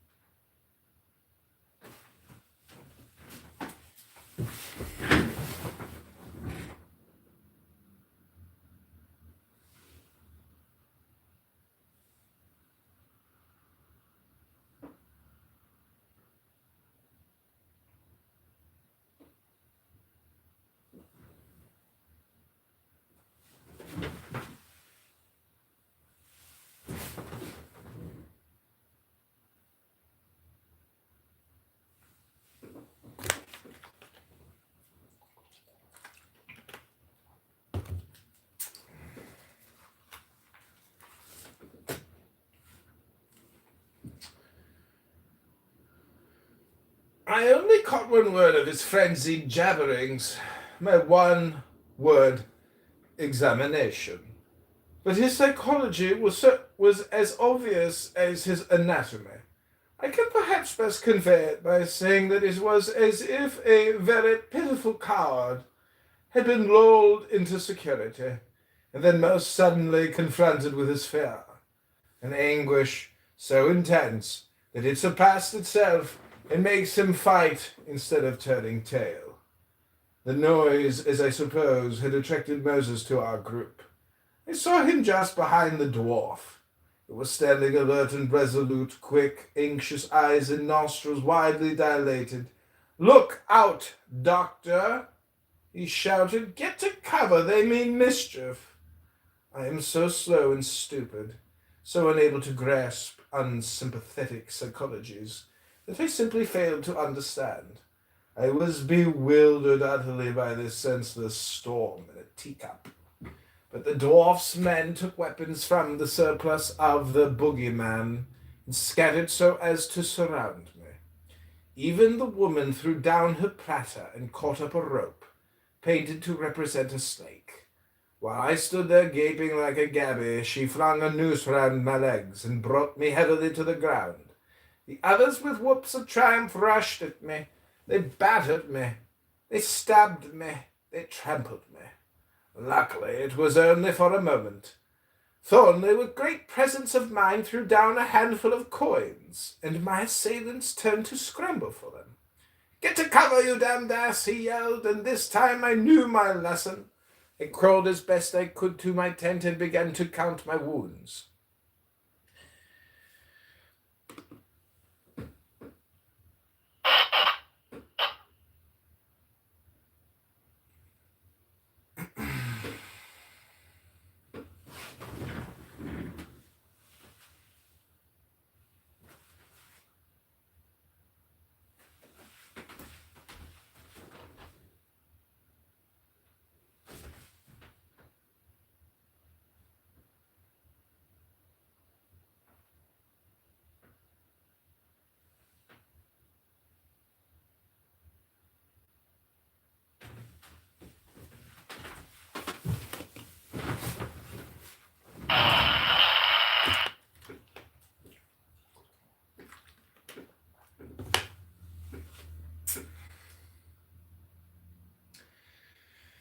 By this time Ali had seen what was wrong. He and his Arabs formed line and charged with drawn scimitars.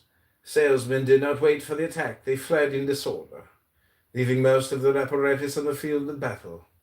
The leader had disappeared long since. He was inconceivably quick on his feet, awkward as they looked, and he had the trick of silence in withdrawing. It was as if he had slipped suddenly into the earth, the swift stealth of the scared lizard. In his rage, our headman ordered all these things to be piled up and burnt, which was a pity, for some of their finery was really rare and valuable. There were old and irreplaceable things among them, and apart from their intrinsic worth, they would have been of inestimable service to me in certain phases of my investigations. Lyle, by the way, had come off nearly as ill as I, for at the first onset the dwarf had stabbed him in the thigh with a little crooked dagger, which proved to have had poison on the blade. It was an innocent-looking toy constructed cunningly of glass, cloudy white and very brittle. The hilt was shaped like an owl, perched, so to say, on guard, which was a crescent moon. It had on it a sacred verse bitten in with some acid. I may translate this roughly as follows: "Scar thy skin, eat thine heart, fog thy brain, drink thy tears, shrink with shame from all thou art, breathe but lies, feed on fears. This is thy duty, man. This is God's perfect plan." And the hilt with these words in a spiral scroll I translate once more.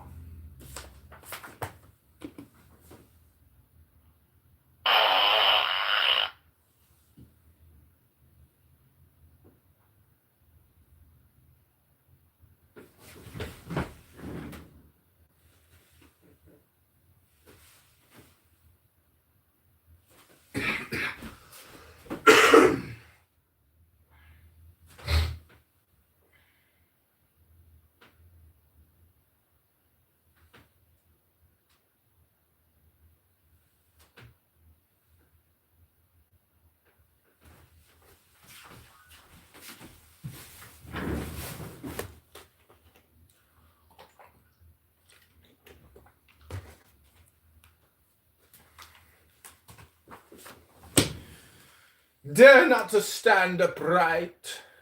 Dare not to think or know. Dare not to use thy might. Dare not to face thy foe. Dare not to do thy will. Dare not to love thy mate. Dare not to live thy fill. Be feeble, fool of fate. His daggers are manufactured wholesale, as we learnt later in the bottomless pit in the section called Akaratia, which word means, so they say, innocence or purity. But it is evident from the etymology that it originally meant lack of power.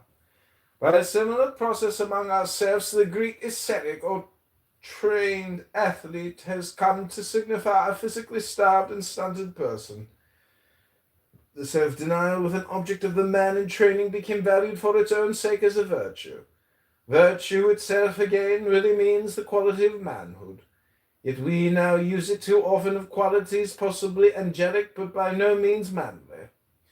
The poison is the natural juice of a flowerless weed that grows on the slopes above Akratia. They call it poetically enough, path, nor, ya, river of chastity, or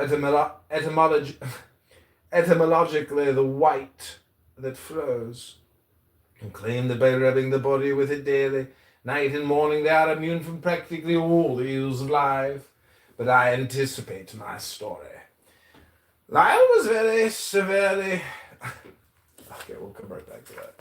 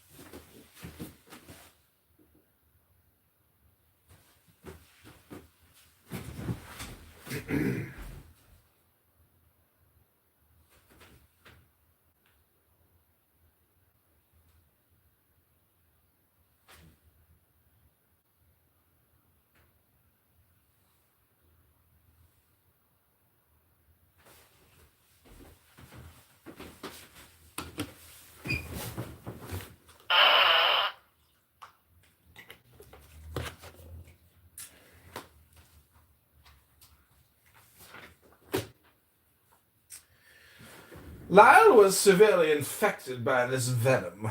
He relapsed constantly, in spite of all I could do. The symptoms were nervousness, exhaustion, anemia, fainting spells, cardiac weakness, headaches, and hypochondria, with delusions of persecution. Only his constitution pulled him through. I had just finished dressing my wounds when I heard the steps of Thornley. He came to inquire how I was. He made himself at home in my tent with quiet assurance, mixing himself a drink, settling down apparently for a long conversation. "Doctor," he began, "I don't talk much, but when I do, I have something to say. You don't like me, you don't trust me, you don't understand me. Don't wriggle, I know. What's more, you never will. It doesn't matter. We can get on well enough, that's the point, if we make a little deal, eh?" "What about?" I said rather shortly, for I ached all over and wanted to rest. "About your research. Let me say straight off I'm with you. I never knew harm come of knowing too much, of too little, all the harm there is in the long run. I'll give you some facts here and now, not science perhaps, but useful for all that, or I miss my guess. Firstly, I've got into the business side of this fish graft. Those salesmen are never allowed to touch it, on pain of losing their jobs. They'll give a fish addict a job now and then when it suits them to advertise, "Come where the booze is cheaper," traction of the product, or need to demonstrate sincere enthusiasm, or a marvelous recovery from sickness, and so on. But they cure the new man by slow stages. Often he never really got it in his system, and he is taught the art of salesmanship in the regular way.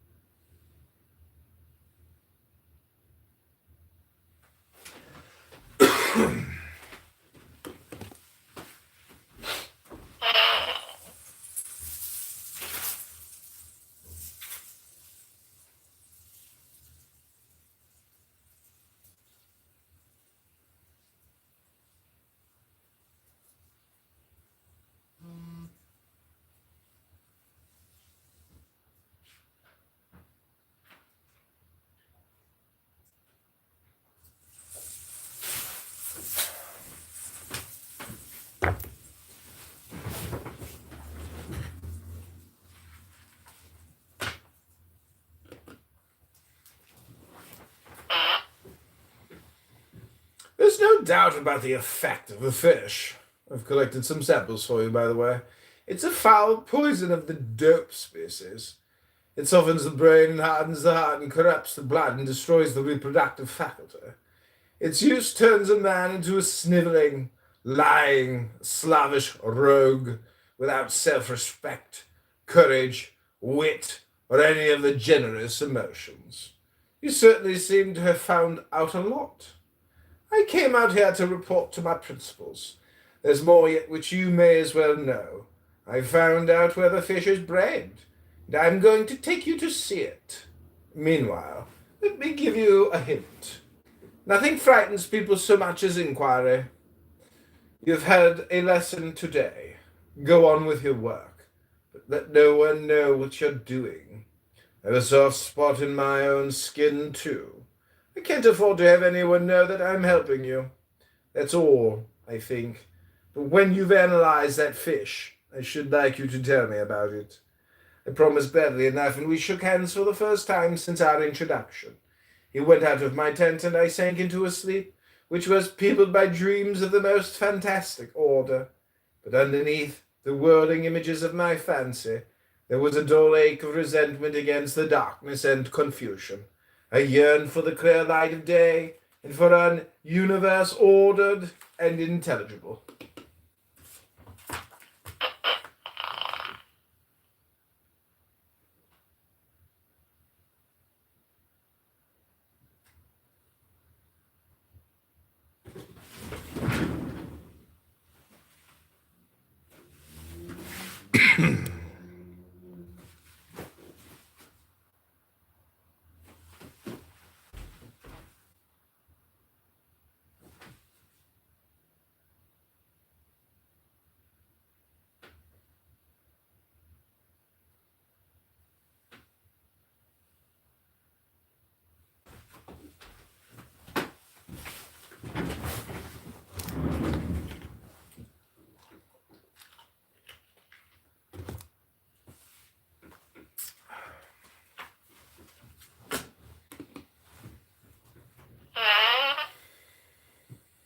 Analysis.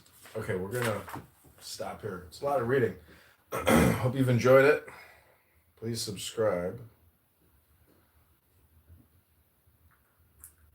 It was 2 hours and 40 minutes. We've been reading The Fish. Got a lot of edits here. Valued for its own sake as a virtue. Virtue itself again really means the quality of manhood. Yet we now use it too often of qualities possibly angelic, but by no means.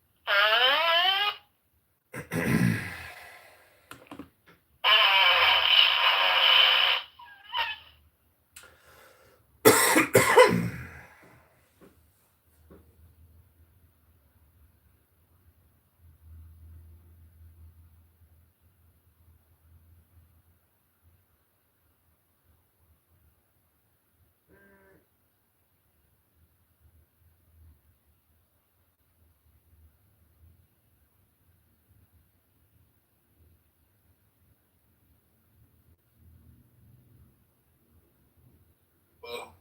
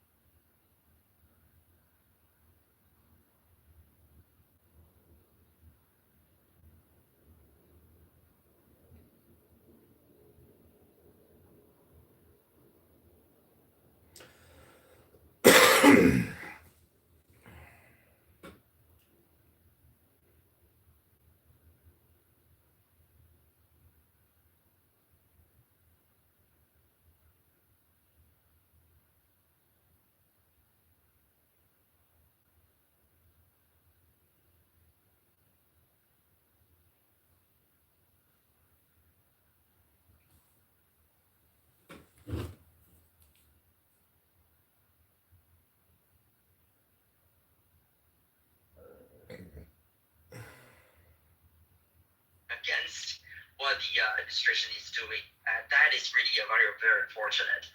But so I think what are the choices for the regular people, for voters like us? I don't know. I think for me, the best chance is to hope that some decision will be obeyed by the administration if it's ruled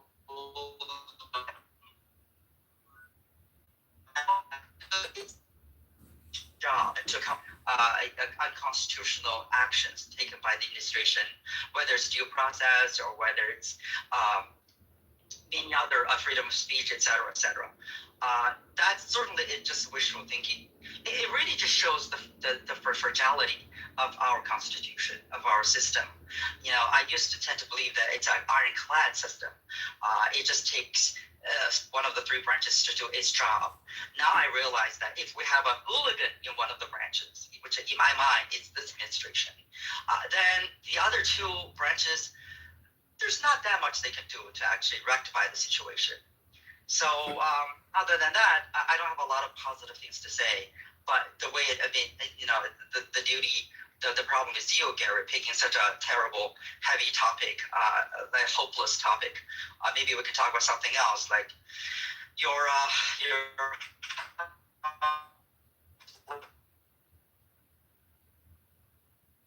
Well, I missed the suggestion because you were underwater for that, but I'm open to all suggestions on topics for us to use. But you mentioned court orders not followed by the administration, and Breyer also mentioned that a federal judge, who was a Republican-appointed judge, admonished the administration for not following court orders. He gave a number. Do you know how many court orders he said were not followed thus far by this president? More than 9. Michaela, followed by Hermes.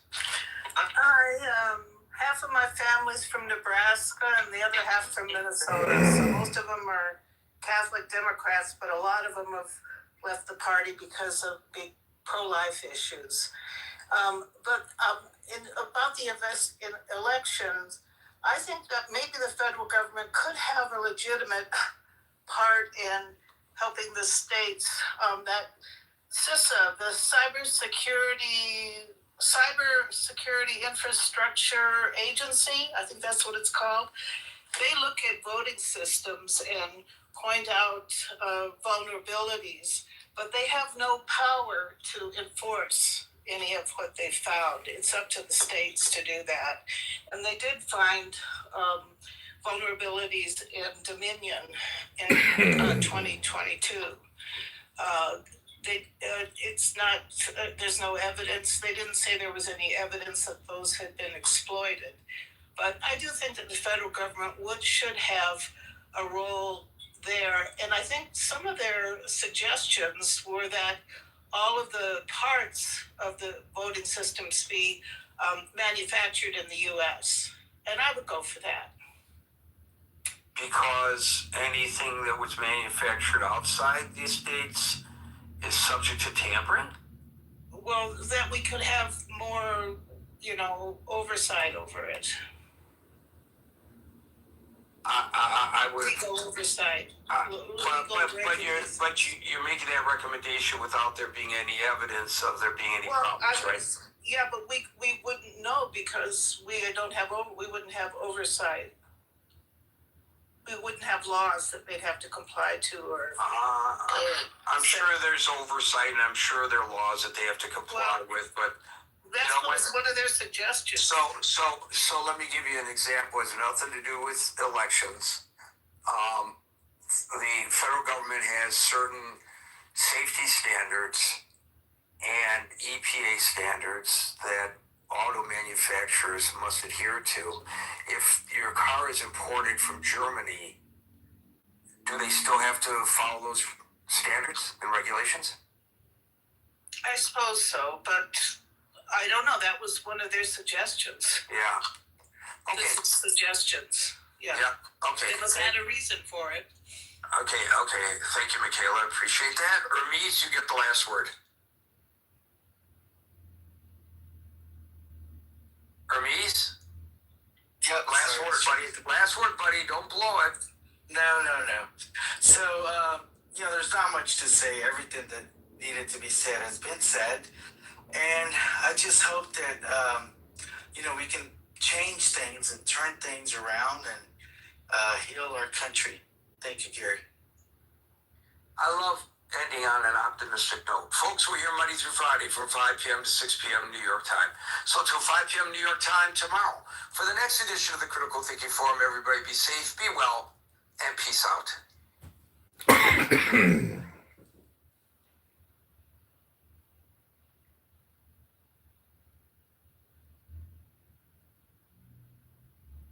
Music, where he oversaw day-to-day operations. Pew had previously overseen the label's promotion and marketing strategies as Executive Vice President of Urban Music and is credited with leading Epic's urban team to great success, including becoming #1 urban record label of the year of 2017. Preceding that role, Pew was Senior Vice President of Promotion at Universal Music Group's Island, Def Jam, where he helped propel Rihanna and Kanye West to stardom, among many others. After a near-fatal car accident in 2014, Pew had a desire to tell his story. Pew was previously Vice President of Promotions at